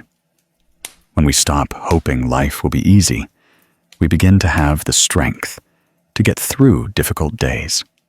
When we stop expecting others to understand us, we begin to learn how to understand ourselves. All peace arises from that. Practicing letting go of expectations is also practicing self-recognition. Every time a desire arises in your mind, stop and ask, "If this doesn't happen, will I still be at peace?" If the answer is yes, then your mind has matured. If the answer is no, then it's time to learn another lesson about letting go. In Zen practice, they often teach the contemplation of non-seeking. Close your eyes, relax your whole body. Imagine yourself as a cloud. A cloud holds nothing, needs no one's recognition, just drifts with the wind, light and free. Let your mind be the same, drifting through life without being bound by invisible expectations. When the mind is like a cloud, suffering will dissipate like morning mist. If someone is making you sad because they are not what you expect, try to look at them with compassionate eyes, because everyone has their own limits, their own sufferings that you don't know about. When you understand that, your heart suddenly softens. When the mind softens, life also becomes gentle. Don't force others to change to make you happy. Change yourself so everything around you becomes lighter. Expectations are like an invisible string tied around a bird's neck. Even if the string is gold, it still prevents the bird from flying. When we cut that string, the bird will be free. And when we cut off expectations, our minds also become free, without craving, without disappointment. That is true freedom. Someone asked, "But if I have no expectations, how will I have motivation to live?" That's a great question, but confuses expectation with goals. Goals are actions, while expectations are attachments. We can strive for the future, but should not suffer because of it. Do your best, but don't demand results. That is living in mindfulness. In every action, focus on sowing seeds. As for whether flowers bloom or not, let destiny decide. Like a farmer after sowing, they don't worry about every seed sprouting, but tend the soil, water, and wait for the sun. Similarly, when we sow goodness, don't expect a reward. When we give love, don't demand it back. Everything that comes from a selfless heart carries peaceful energy. The Buddha taught that when the mind does not crave, all things naturally go well. When we don't try to force things, life naturally flows smoothly. When we stop demanding, others no longer feel pressured to be someone to make us happy. They get to be themselves, and we get to be ourselves. Between the two, there remains only respect, understanding, and love. Letting go of expectations, we lose nothing at all. On the contrary, we gain more. We gain inner peace, freedom in our emotions, and joy in every breath. We are no longer dependent on the actions of others, no longer swayed by praise or criticism. We become the master of our own happiness. One day, when someone asks you, "Don't you want anything anymore?" smile and say, "I only wish for my mind to always be at peace." Because when the mind is at peace, everything else becomes enough. No craving, no disappointment. That is freedom. And that freedom is the path to peace that the Buddha taught. Let go so the heart can be open. Happiness will find its way. Sometimes we will realize that among all the things we have strived to achieve, there are ordinary moments that become the most precious. We think happiness lies somewhere far away, in a nicer house, a better job, or a partner who understands us more. We keep going, searching, endlessly caught in the whirlwind of insatiable desires. Then one day, sitting alone in the quiet afternoon, watching white clouds drift over the mountaintop, we realize our hearts are empty. It turns out that the things we once sacrificed for did not bring peace. It turns out that what we truly needed was not more, but enough. The Buddha once taught, "Knowing enough is wealth. Knowing when to stop is peace." That saying sounds simple, but to live by it is a whole journey of cultivation. For the human mind inherently never feels enough. If there's little, it wants more. If there's much, it fears losing. If it achieves something, it fears it's not stable enough. In the middle-length discourses, the Buddha said, "One who knows contentment, even lying on the ground, finds peace. One who does not know contentment, even in a heavenly palace, is still dissatisfied." Those words are like a mirror reflecting the human heart. Whoever appreciates what they have is happy. Whoever still compares suffers. There is a very beautiful Zen story that we want to tell today. The story of a student and a blade of grass. Min was a philosophy student. He was passionate about grand ideas, always hoping to find the absolute meaning of life. One day, Min's teacher gave him a lesson. "Go to the field behind the school and find me the most perfect blade of grass. When you find it, bring it back for me to see." Min heard this and thought it must be a test of subtlety and vision. He set off eagerly, his heart full of anticipation. That morning, soft sunlight spread gold across the grassland, and the wind swayed each small blade. Min walked, bending down to observe each blade, some dark green, some light green, some torn by the wind on one side. He thought, "Not yet. Surely there is a more perfect blade of grass somewhere, one perfectly even and flawless." He went further, over a hill. Among thousands of blades, Min's eyes still searched, but the further he went, the harder it became. Each blade had its own distinctiveness, but none was perfect. He hesitated, then thought, "Perhaps at the end of the field, there will be the most beautiful blade." And so Min kept walking, forgetting time, forgetting the blades he had passed. When the sun began to set behind the mountains, Min returned tired, his hands still empty. He told his teacher, "Master, I went very far, but could not find a perfect blade of grass. All of them had flaws." The teacher merely smiled without speaking. A moment later, the teacher gently said, "Did you realize that in your endless search for perfection, you missed thousands of beautiful blades of grass along the way? You failed to see the simple beauty of the blades swaying in the sun and wind, simply because you kept wanting to find something that wasn't real." Min bowed his head in silence. In that moment, he understood the deepest lesson. Perfection does not exist. Only a mind that knows contentment sees beauty.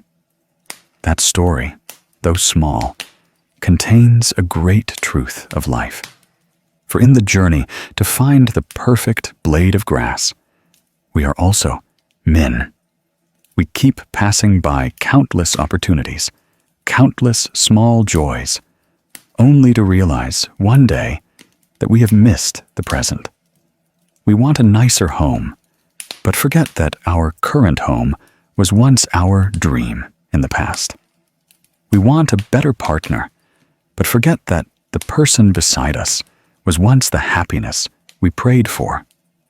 We want to be more successful, wealthier, but forget that in the years of poverty, just being fed and sleeping soundly, we once felt content.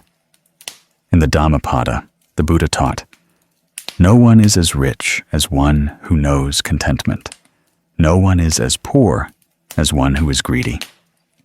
When we know contentment, our hearts naturally give rise to gratitude. When we are grateful, happiness naturally appears. But when we don't know contentment, even with the whole world in our hands, we will still feel a lack. The ancients said, "When the mind is at peace, all things are at peace." And the Buddha taught, everything is mind-made, meaning all things in life arise from the mind. That is, if our mind is at peace, the environment is also at peace. If our mind is agitated, even in a quiet place, we will still feel uneasy. Sometimes sufficiency lies not in material possessions, but in our state of mind. A person eating a simple meal, but grateful for every grain of rice, every drop of water, finds it delicious and fulfilling. Another person eats delicacies, but is worried and calculating, and they will find it bitter. A mind that knows contentment allows sweetness to permeate every breath. One who knows contentment is not because they have everything, but because they understand that they already have enough to be happy. Many still think that knowing contentment means stopping, not progressing. But the Buddha taught that knowing contentment is not abandoning effort, but abandoning insatiable craving. Knowing contentment is knowing the limits of desire, knowing where you are going and why. One who knows contentment still works, still strives, but they do so in joy, not in fear. They know that results, whether they come or go, are merely conditions. They are not controlled by the outcome, but live fully in every moment of the journey. One morning, as the sun just rises, let us try to sit still. Look out at the världsskärmtum and take a deep breath. When we feel the breath entering and leaving, we will see that as long as we are still breathing, we are more fortunate than many others. When we still have hands to work, feet to walk, eyes to see, that is already a blessing. Happiness is not in how much we have, but in how much we feel from what we have. Try to practice contentment with a small exercise. Every day before bed, write down 3 things you are grateful for.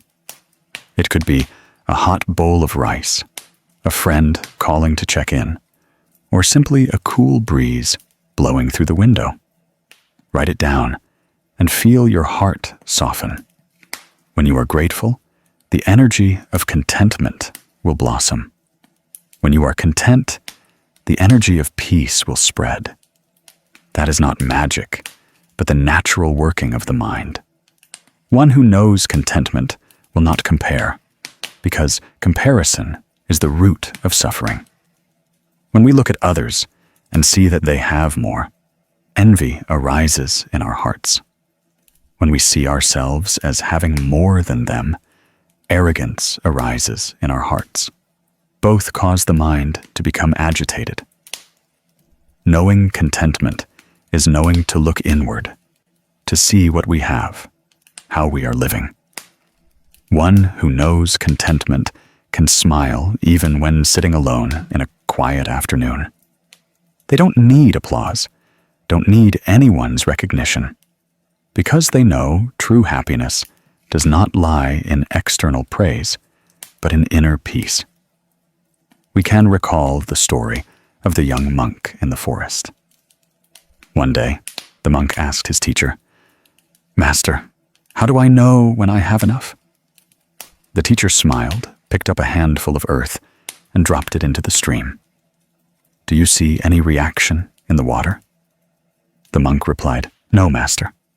The teacher said, "That is the mind of contentment. When the world gains or loses, your mind remains as peaceful as that water." That answer is the most vivid sutra about abiding in the present.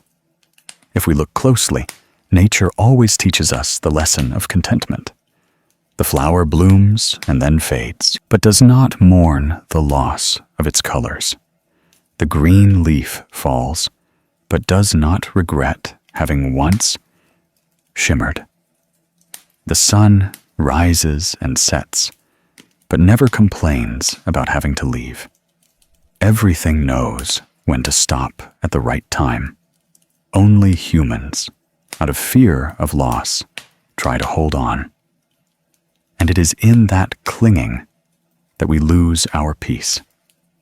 Letting go is not losing, but returning. Knowing enough is not lacking, but realizing that we already have everything. The Buddha taught that one who does not know enough, even in a heavenly palace, will still suffer. Someone asked, "Buddha, how do I know when I have enough?" The Buddha replied, "When the mind no longer craves more, that is enough. Simply so." But how many can do that? We are accustomed to living in a society that constantly promotes competition, making us believe that if we don't have more than others, we are failures. But the Buddha saw it differently. He taught that knowing when to stop at the right time is wisdom. Like a traveler on a road, if they keep running without resting, they will collapse from exhaustion. But one who knows when to stop, sit down, drink water, and breathe will have the strength to go further. Life is short. How many years do we live in weariness because we don't have enough? How many days do we forget to look around and smile at simple things? A flower on the porch, a meal with loved ones, an afternoon wind blowing through our hair. All are miracles of life. Miracles that only appear when our minds know when to stop, to observe, to appreciate. When we run, we don't see. When we stop, everything blossoms. In the evening before sleep, we can practice a breath of contentment. Inhaling, we think, "I am still breathing." Exhaling, we smile. That is enough. Then the heart will be light as a cloud. All worries will seem to dissipate, because in that breath, we see life existing. We see ourselves present in this moment, and that is the most precious thing. Someone asked, "If I know enough, how can I progress?" The answer is that only those who know enough can truly progress. Because they are not driven by greed, but by the joy of creation, by gratitude for life. They are not afraid of failure because they no longer strive to prove anything. They act for joy, not for fame. At that time, all actions become light. They do not act to get, but to give. And it is in that giving that they receive more than ever before. One day, when you feel weary, go for a slow walk under the trees. Look at the trembling leaves. Listen to the whispering wind. Each leaf tells its story. To live is to know enough, to bloom in the moment you are alive. If the leaf constantly worries about tomorrow, it will never bloom beautifully today. When we practice contentment, we naturally become gentler. We become less irritable, less competitive, less argumentative, because we know that everything comes and goes according to conditions. What belongs to us will come. What does not belong to us cannot be held. At that time, we live as lightly as a passing breeze. Meeting joy, we smile. Meeting sorrow, we clasp our hands in gratitude. Every moment becomes an opportunity for practice. Min, the student in the story from years ago, after realizing the lesson, no longer sought the perfect blade of grass. He returned to the old field, sat down among the green grass, and picked up an ordinary leaf. He smiled, finding it strangely beautiful. The wind blew through. The leaf trembled in the sunlight. No need for perfection. Just being alive is beautiful. Just like us, simply being present, breathing, loving, is already complete. The Buddha taught that a contented mind is the greatest happiness. When we truly understand this, suffering naturally dissipates. Not because we have more, but because we no longer lack anything. When we stop chasing, happiness will naturally come. When we stop craving, the heart will naturally find peace. Let go of what is not needed, so that your hands are light enough to embrace true happiness. Be grateful for the small things, for they contain the entire universe of peace. Live simply, for simplicity is the elegance of the soul. And remember, happiness is not achieving what you want, but appreciating what you have. Living simply brings peace of mind. Knowing enough brings peace in life. One truth in this life is that the more we mature, the more we realize that the most precious thing is not money or fame, but a pure, kind soul that lives genuinely. People can lose wealth, can stumble in their careers, but if they maintain a virtuous heart, even if life takes a turbulent turn, they will still stand firm, still smile. Many ask, what is spiritual practice? Is it just going to the temple to chant sutras and recite Buddha's name? In reality, practice is learning to live honestly, to love, to forgive, to look at people with compassionate eyes. The Buddha taught that good thoughts are seeds, good deeds are sweet fruits. A kind heart sows a good thought, and sooner or later, it will bear good fruit. Conversely, a bad thought can also cause us to create suffering for ourselves. Therefore, cultivating the mind is not a distant matter, but learning to be a decent person in everyday life. In today's fast-paced life, we are easily swept into trivial competitions. Someone says something we don't like, and we get angry. Someone has a little more than us, and we become envious. Thus, day by day, we burden our minds. Sometimes, just a word, a glance, can cost us a whole day of peace. But try to think, when our minds are murky, doesn't everything around us become distorted? Others' laughter makes us uncomfortable. Others being loved makes us anxious. The Buddha once taught, everything is mind-made. All suffering and joy in life arise from the mind. If we keep a virtuous mind, the environment will be gentle. If we harbor a wicked mind, the environment will be difficult. A person can have a lot of money, but if their heart is not right, their life will still be unstable. A person can be poor, but if they live virtuously, their heart will remain at peace. One afternoon, as we walked down an old road, hearing the wind rustling through the trees, we suddenly realize that what we truly need is not how much we have, but how we live. Life is like a cup of hot tea. If we rush, we will get burned. Only when we slow down, sip slowly, can we taste its delicate fragrance. The same with the human heart. Only by slowing down, observing, listening, will we see that this world still holds many beautiful things. There is a small story that makes us ponder. In a small town, there lived a man named Bin, a car mechanic. His life was simple, day after day, working with oil and broken cars.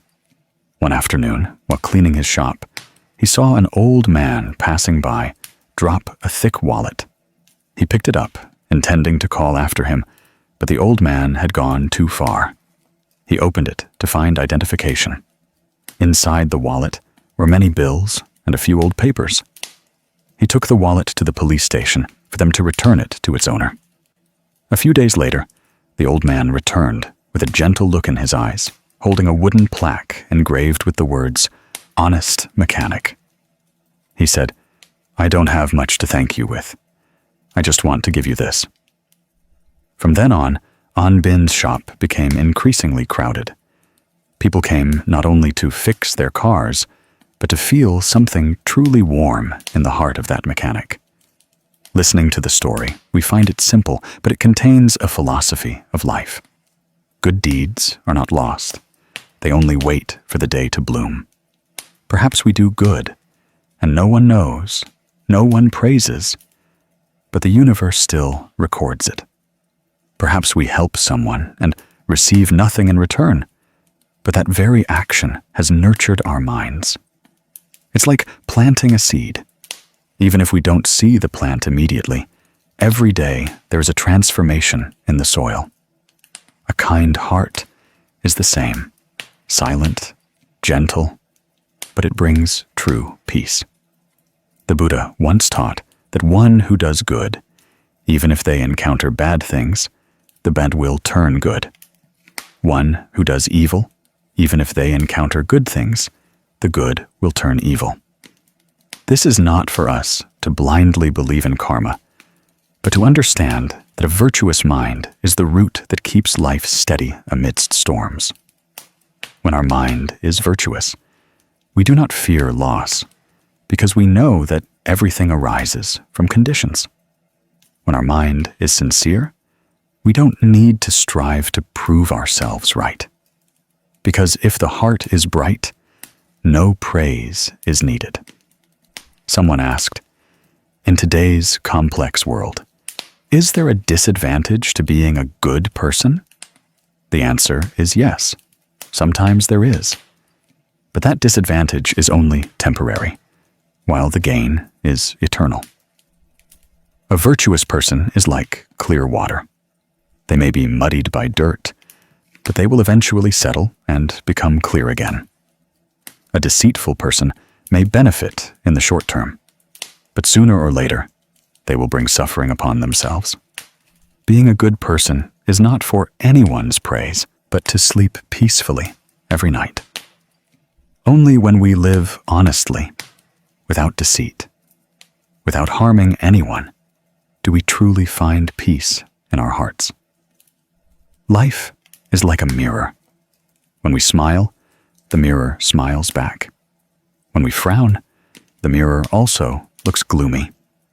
Therefore, if we want a beautiful world, let's start with ourselves. We cannot change everything, but we can plant a seed of goodness in our hearts. That seed will then sprout in those who have a connection. A gentle word, a helping hand, a compassionate look can sometimes save a person in despair. When we live virtuously, we not only bring peace to others, but also heal ourselves. Kindness has a miraculous power. It dissolves hatred, warms cold hearts. In each of us, there are seeds of good and evil. Every thought, every action is water nourishing one of those two seeds. If we water with greed, anger, and delusion, the evil seed will grow. If we water with compassion, joy, and equanimity, the good seed will blossom. And when the good seed blossoms, the fragrance of peace will spread to everyone around us. Some say that practice is easy to talk about, but hard to do. Indeed, living virtuously is not about doing great things, but about keeping our minds from being drawn into bad things. When you see someone succeed, don't envy. When you see someone suffer, don't be indifferent. When someone offends you, don't rush to retaliate. Just stop for a second, take a deep breath, and realize that everything is a matter of karmic conditions. You have already practiced. Practice is not leaving the world, but living in the world, without letting the dust of life defile your mind. If every morning we start the day with a good intention, today I will not make anyone sad. I will speak kind words. I will help someone. Then that whole day will be different. Every good deed is like lighting a candle in the night. When enough candles are lit, the darkness will dissipate. Even just a kind word, a smile, a helping hand to someone who falls is also practice. The Buddha taught that the mind is the root of all things. When the mind is pure, the world is pure. If we want to live in peace, we cannot find it outside. The more we chase, the further it gets. The more we crave, the more we suffer. Turn back and look at your own mind. Sometimes, just letting go of a little anger, we suffer less. Just by speaking one less harsh word, we have sown a good karmic connection. Each time we choose gentleness instead of stubbornness, choose love instead of anger, we are moving closer to peace. Practice listening. Listening to others. Listening to yourself. When listening, don't rush to judge. When understanding, don't rush to advise. Often, a suffering person doesn't need advice. They just need someone willing to listen. A kind heart is not found in flowery words, but in a sincere heart. One who lives genuinely always radiates energy that makes others feel at peace. In the evening before going to bed, we can sit quietly for a few minutes, breathe deeply, and then reflect on what good deed, however small, we did today. Perhaps it was cleaning litter in a public place, giving up a seat for an elderly person, or simply not speaking hurtful words to anyone. When we recall good deeds, our hearts naturally lighten. That is the simplest way to nurture a virtuous mind every day. And if today we accidentally made someone sad, don't torment yourself. Recognize and correct it. No one is perfect. Even the act of admitting a mistake and changing is a virtuous practice. Goodness is not never making a mistake, but knowing when to stop when mistaken. We can practice simply. Every day, write down 3 things we are grateful for, and 1 good deed we have done. By maintaining this, we will realize our hearts gradually brighten. Our minds gradually find peace. True happiness does not come from big things, but from the sense of security that comes from knowing we live rightly. Those who live virtuously do not need to prove themselves because they shine with their own energy. Wherever they go, they bring peace. They speak little, but their words make others feel comfortable. They do not seek profit, but life bestows many good things upon them, because karma is always fair. When we sow a grain of rice, we cannot expect rice tomorrow. But we know for sure that if we sow and water correctly, the earth will yield fruit.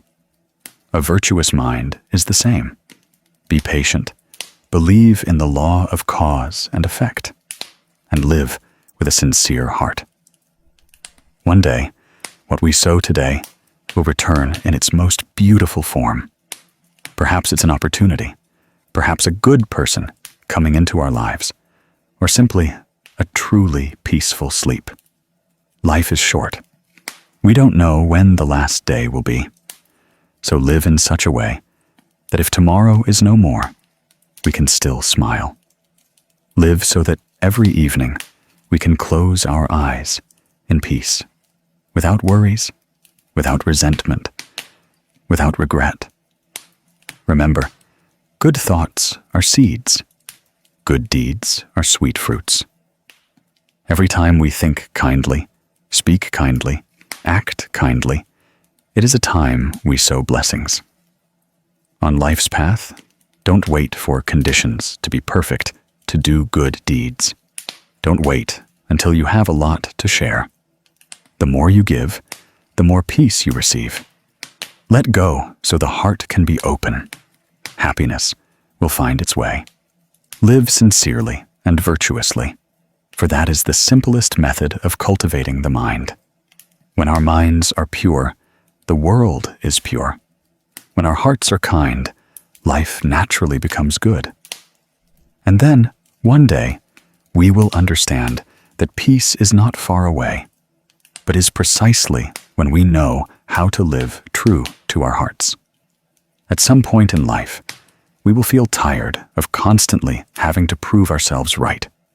We begin to realize that winning or losing only makes the heart more agitated, and gaining or losing cannot hold on to anything forever. At that point, we begin to learn to let go, not letting go of everything, but letting go of the ego that causes us suffering. The ego is like a shadow that follows us throughout life. The more we chase it, the larger it becomes. The more we try to hold on to it, the more we bind ourselves. We suffer not because of the world outside, but because of the small voices in our minds that refuse to be quiet. When people praise us, we are happy. When they criticize us, we are sad. When they betray us, we resent. When they misunderstand us, we get angry. Thus, our minds are led by countless small emotions that rob us of peace. But the Buddha taught that when we truly see the nature of the self, we will know that there is nothing to hold on to and no one to lose. There's a story that one day someone asked the Buddha, "Lord, who is humanity's greatest enemy?" The Buddha smiled and replied, "No one but your own ego." The person didn't understand and asked again, "But I need an ego to live in the world. If I don't have it, won't others overpower me?" The Buddha taught, "You don't need to eliminate the ego. Just don't let it lead you. Let wisdom illuminate the ego. Then it will become a servant to your mind, not its master." Hearing this, the person bowed their head, tears falling, realizing that for too long they had lived bound by their own shadow. In life, the ego appears everywhere. When we see others succeed, a comparison suddenly arises in our hearts. When someone says something we disagree with, we immediately want to refute it to prove we are right. When someone misunderstands us, we immediately justify ourselves, as if our worth would be lost if we didn't. But try to think, when we no longer need to prove anything, when we know who we are and are living true to a virtuous heart, what is there to fear? A truly strong person is one who can remain silent in the face of insults, smile when misunderstood, and keep their heart gentle amidst the noise. That is not weakness, but wisdom. The Buddha taught that everything is mind-made. Everything in this life arises from the mind. The ego is also just a concept in our minds. When we believe we are important, we separate ourselves from the world, and from that, suffering arises. When we see ourselves as part of everything, the boundary between us and others dissolves, and the heart immediately opens. Then, loving others is like loving ourselves. Forgiving others is forgiving ourselves. One who knows how to reflect on themselves no longer blames circumstances or others, but knows that all suffering comes from a mind that is not yet clear. To save oneself, that is true practice. There's a story handed down in Zen monasteries called The Student and the Umbrella. In those days, at a small temple on a mountain, a young man named Tuan came to ask to be a disciple of Zen Master Phapten. Every day, Tuan would ask the teacher the same question: "Master, how can I attain enlightenment?" The Zen master would only smile and not answer. Tuan grew impatient, thinking the teacher underestimated him. One day, there was a heavy rain with thunder and lightning across the sky. The teacher told Tuan to go outside and find an umbrella for himself. Tuan looked at the teacher, surprised, because the teacher held an umbrella in his hand. He asked, "You have an umbrella, but you won't give it to me, yet you tell me to go find one?" The teacher only replied, "If you want to be saved, find your own umbrella." Tuan silently stepped out into the rain. In the biting cold rain, he ran everywhere looking for an umbrella and suddenly understood the teacher's lesson. Enlightenment does not come from asking, but from action, from self-reflection. He knelt, rain mixing with tears, and whispered, "I understand, Master. Saving oneself is the path to enlightenment." From then on, Tuan no longer asked questions. Every day he quietly worked, swept the courtyard, carried water, and meditated in rain and shine. One afternoon, when the rain fell again, he stood watching the raindrops touch the tiled roof, feeling an unusual tranquility in his heart. The rain no longer wet his body, but seemed to cleanse his mind. At that moment, Master Phap Tin looked out, smiled, and softly said, "Your umbrella has been there all along. You just hadn't opened it." That story is like a bell, reminding us that no one can attain enlightenment for us. No Buddha can bring us peace of mind if we ourselves are not willing to let go of our ego. In Buddhism, Kwan Am Bodhisattva symbolizes compassion. But even Kwan Am once taught, "I only show you the path. Whether you walk it or not is up to you." To pass through the storm of suffering, you must hold your own umbrella. To reach the shore of awakening, you must take your own steps. No one can save those who refuse to save themselves. In life, we often pray for someone to come help, a teacher, a loved one, some miracle, to make all suffering disappear. But the truth is, no one can face ourselves for us. The Buddha can show the way, but cannot walk it for us. The teacher can teach the Dharma, but cannot practice it for us. Even the most beloved person can only hold our hand for a while, but cannot carry our karma. Self-salvation is true practice. For when we truly turn inward and clearly see our minds, all suffering immediately dissolves. So how do we let go of the ego? First, recognize that the ego is not bad. It only becomes dangerous when we allow it to be the master. We need the ego to learn, to work, to exist in life. But we don't need it to control our emotions. Whenever someone hurts us, don't react quickly. Take a deep breath and ask yourself, what part of my ego is being touched? If we are mindful enough, we will see that the other person is just a reflection helping us recognize the unilluminated parts within ourselves. When we understand that, our hearts immediately soften. There is no more anger, no more desire to win or lose, only a sense of gratitude for being illuminated. The simplest practice is vipassana meditation. Sit still, back straight, eyes half closed. Inhaling, know you are inhaling. Exhaling, know you are exhaling. When a thought arises, just smile at it and let it drift away like a cloud passing through the sky. Don't try to chase it away. Don't try to cling to it. See all emotions as waves. If you resist them, the waves get bigger.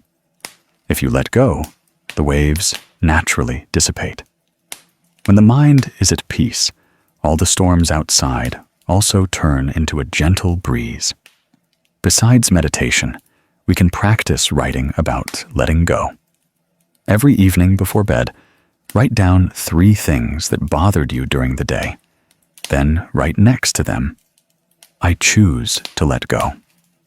Just that small action, repeated daily, will help you release negative energy from your mind.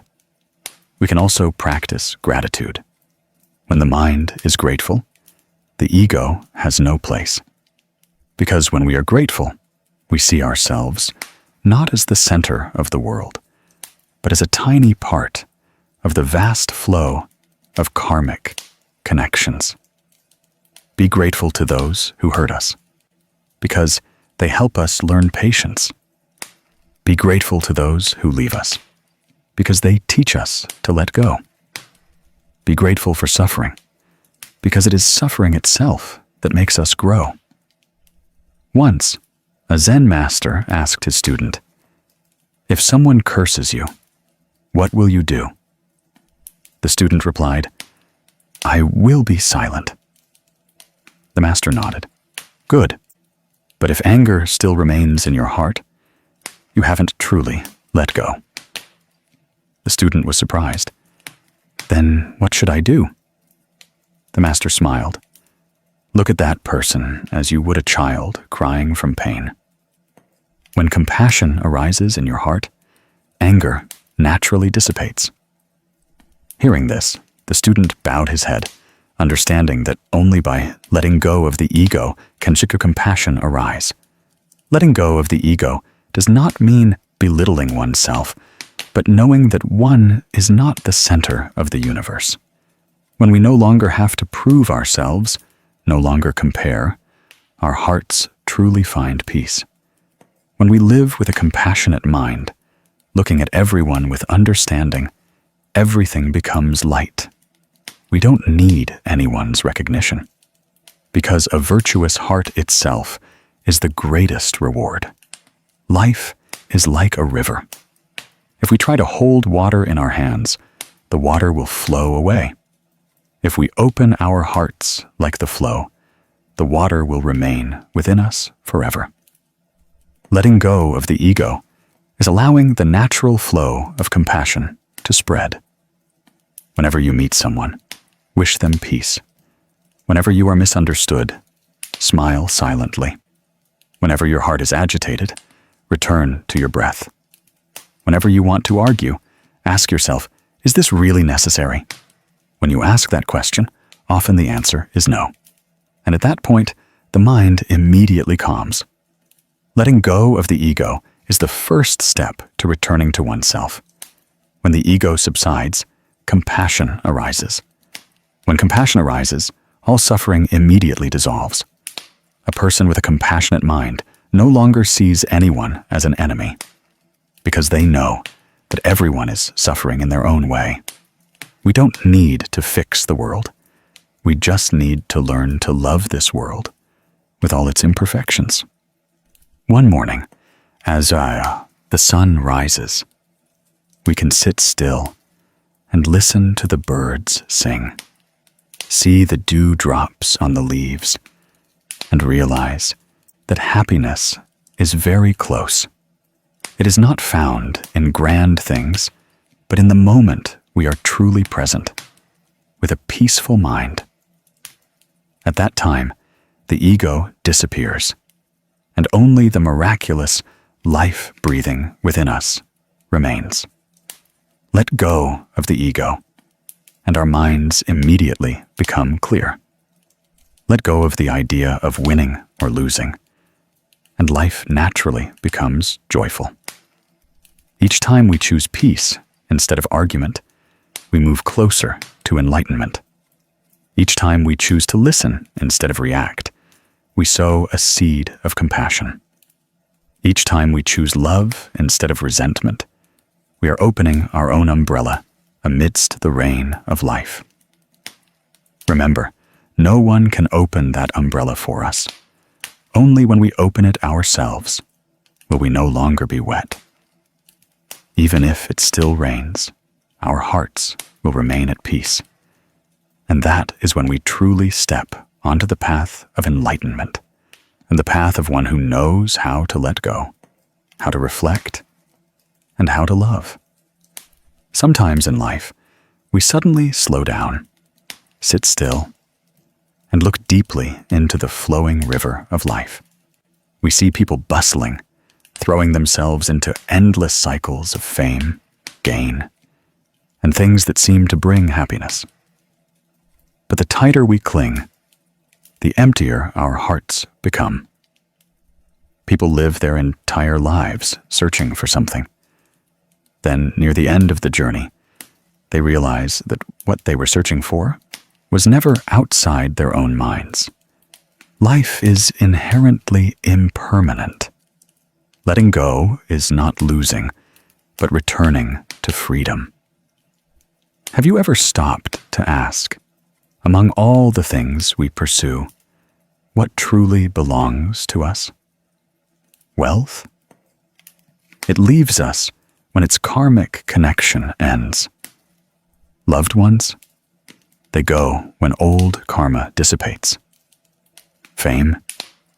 It is just like sparkling foam on the water's surface that then disappears in a moment. The only thing that remains is how we have lived, whether our souls are at peace or not. The Buddha taught that all phenomena are impermanent. When one sees impermanence, the mind finds peace. That saying sounds simple, but it carries a sky full of wisdom. Impermanence is not meant to frighten us, but to remind us not to cling too much to things that change every minute. The day we are born, our hands are clenched. The day we leave, our hands are open. Between clenching and opening is a lifetime. Some people only know how to clench their whole lives, clinging to power, clinging to love, clinging to pain. And so they are weary their whole lives. Some people learn to let go. They walk as lightly as the wind, living in the mortal world with souls like clouds. Letting go is not indifference, nor is it avoidance. Letting go is seeing everything with the eye of wisdom, understanding that all things arise from conditions and cease when conditions end. Seeing that, we will be more grateful for everyone who comes and goes, for every joy or sorrow that passes through our lives. Everything is mind-made. All things begin from the mind. When the mind is full of fear, the world around us becomes narrow and gloomy. When the mind knows love and acceptance, life opens up like a field after rain. Much of human suffering comes from resisting reality. We want everything our way. We want others to love us as we wish.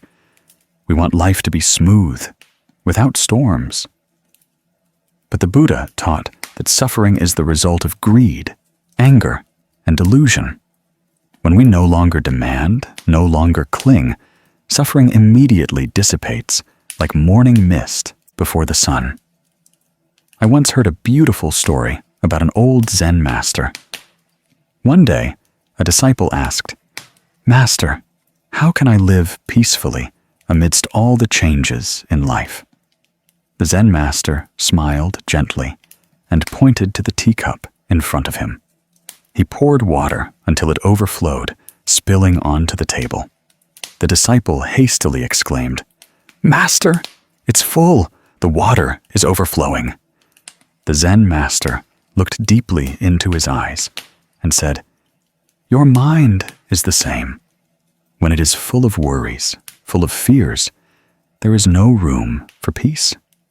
To see tranquility, you must empty your heart like a cup ready to receive fresh water." It sounds simple, but truly letting go requires a long journey of awareness and mental cultivation. Everyone carries deep-seated fears within them: fear of losing loved ones, fear of failure, fear of being forgotten. These fears keep us bound. No matter how much we have externally, ask yourself, what in this world truly belongs to me? Even this body is not ours. We only borrow it for a few decades and then return it to the earth. So what is there to fear? When we understand impermanence, fear dissolves. It's like walking in the dark. If we have a lamp in our hand, we will no longer tremble. Wisdom is that lamp. When the light of understanding shines, we will see that everything that comes and goes is just the natural operation of karmic conditions. There's nothing to force, nothing to resist. When we stop resisting, we truly begin to live.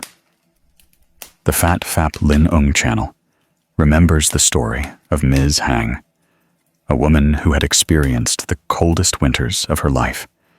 She lost her job, lost her family, lived alone in a tiny rented room in a big city. Some nights, she would huddle by the window watching the rain fall, her tears mixing with the cold air. But instead of complaining, she silently bought some seeds. That winter, while everyone else was wrapped in blankets, she put on a thin jacket, trembling as she sowed flower seeds in front of her house. People told her, flowers can't sprout in the freezing cold. But she only smiled. If I believe, spring will still come. One day, when the spring breeze gently blew, tiny flower buds struggled out of the ground. They weren't vibrant, but they carried a miraculous vitality. And in that moment, Ms. Hang suddenly burst into tears, not from sadness, but because her heart was also blooming. It turns out that when people stop fearing, stop running away, and begin to sow the seeds of hope, life will naturally change. From that story, we see one thing. Storms cannot break a branch that knows how to bend. Suffering cannot defeat a soul that knows how to let go. Amidst impermanence, we only need to stop, take a deep breath, and our hearts are already half at peace, as the Zen teaching says, breathing in, I am at peace. Breathing out, I smile. That alone is a profound healing. Try sitting still, taking a long breath, feeling the air pass through your nose, touch your lungs, and then gently leave. Each breath is a miracle. When we learn to cherish each breath, we are returning to the present. And the present is the door to peace. In the present, there is no past to regret, no future to fear, only us and our breath. Practicing letting go is not about erasing what has passed, but about seeing it with new eyes. When we write down the things that hurt us and then reread them with a grateful heart, the wound is healed. When we forgive others, we not only liberate them, but also liberate ourselves. Forgiveness is the gift of the strong, and letting go is the gift of the wise. The Buddha taught that humans cannot avoid suffering, but can choose how to face it. If we see suffering as an enemy, we will forever be haunted by it. But if we see suffering as a teacher, we will learn compassion, kindness, and resilience. Suffering is the gateway to understanding compassion. When we understand that, we look at the world with different eyes, gentler, more tolerant, and more peaceful. A monk once said, "The wise do not seek peace by running from suffering, but by clearly seeing the nature of suffering so as to no longer fear it." So, try to slow down. Look at each fear hidden in your heart. Each fear is a gateway to understanding. When we step through, we are no longer bound by it. Amidst impermanence, learn to smile. Because a smile is a sign of a soul that knows acceptance. When we smile amidst difficulties, that is when we prove that no storm can sweep away the light in our hearts. Everyone in life has their own winters. But if we are patient enough, spring will always return. One day will come when we look back at all the things that made us cry and silently thank them, because through them we grew. At that time, we will understand that letting go is not giving up, but opening the door for new things to enter. Finally, we realize that this life is not a battlefield, but a short journey. Each person is merely a traveler passing through. We arrive empty-handed, and we leave empty-handed. Between coming and going, the most precious thing is not what we have, but how we have lived. Have we known how to love, to forgive, to let go? The temple bell rings as a gentle reminder in the deep night. Knowing how to let go is knowing how to live.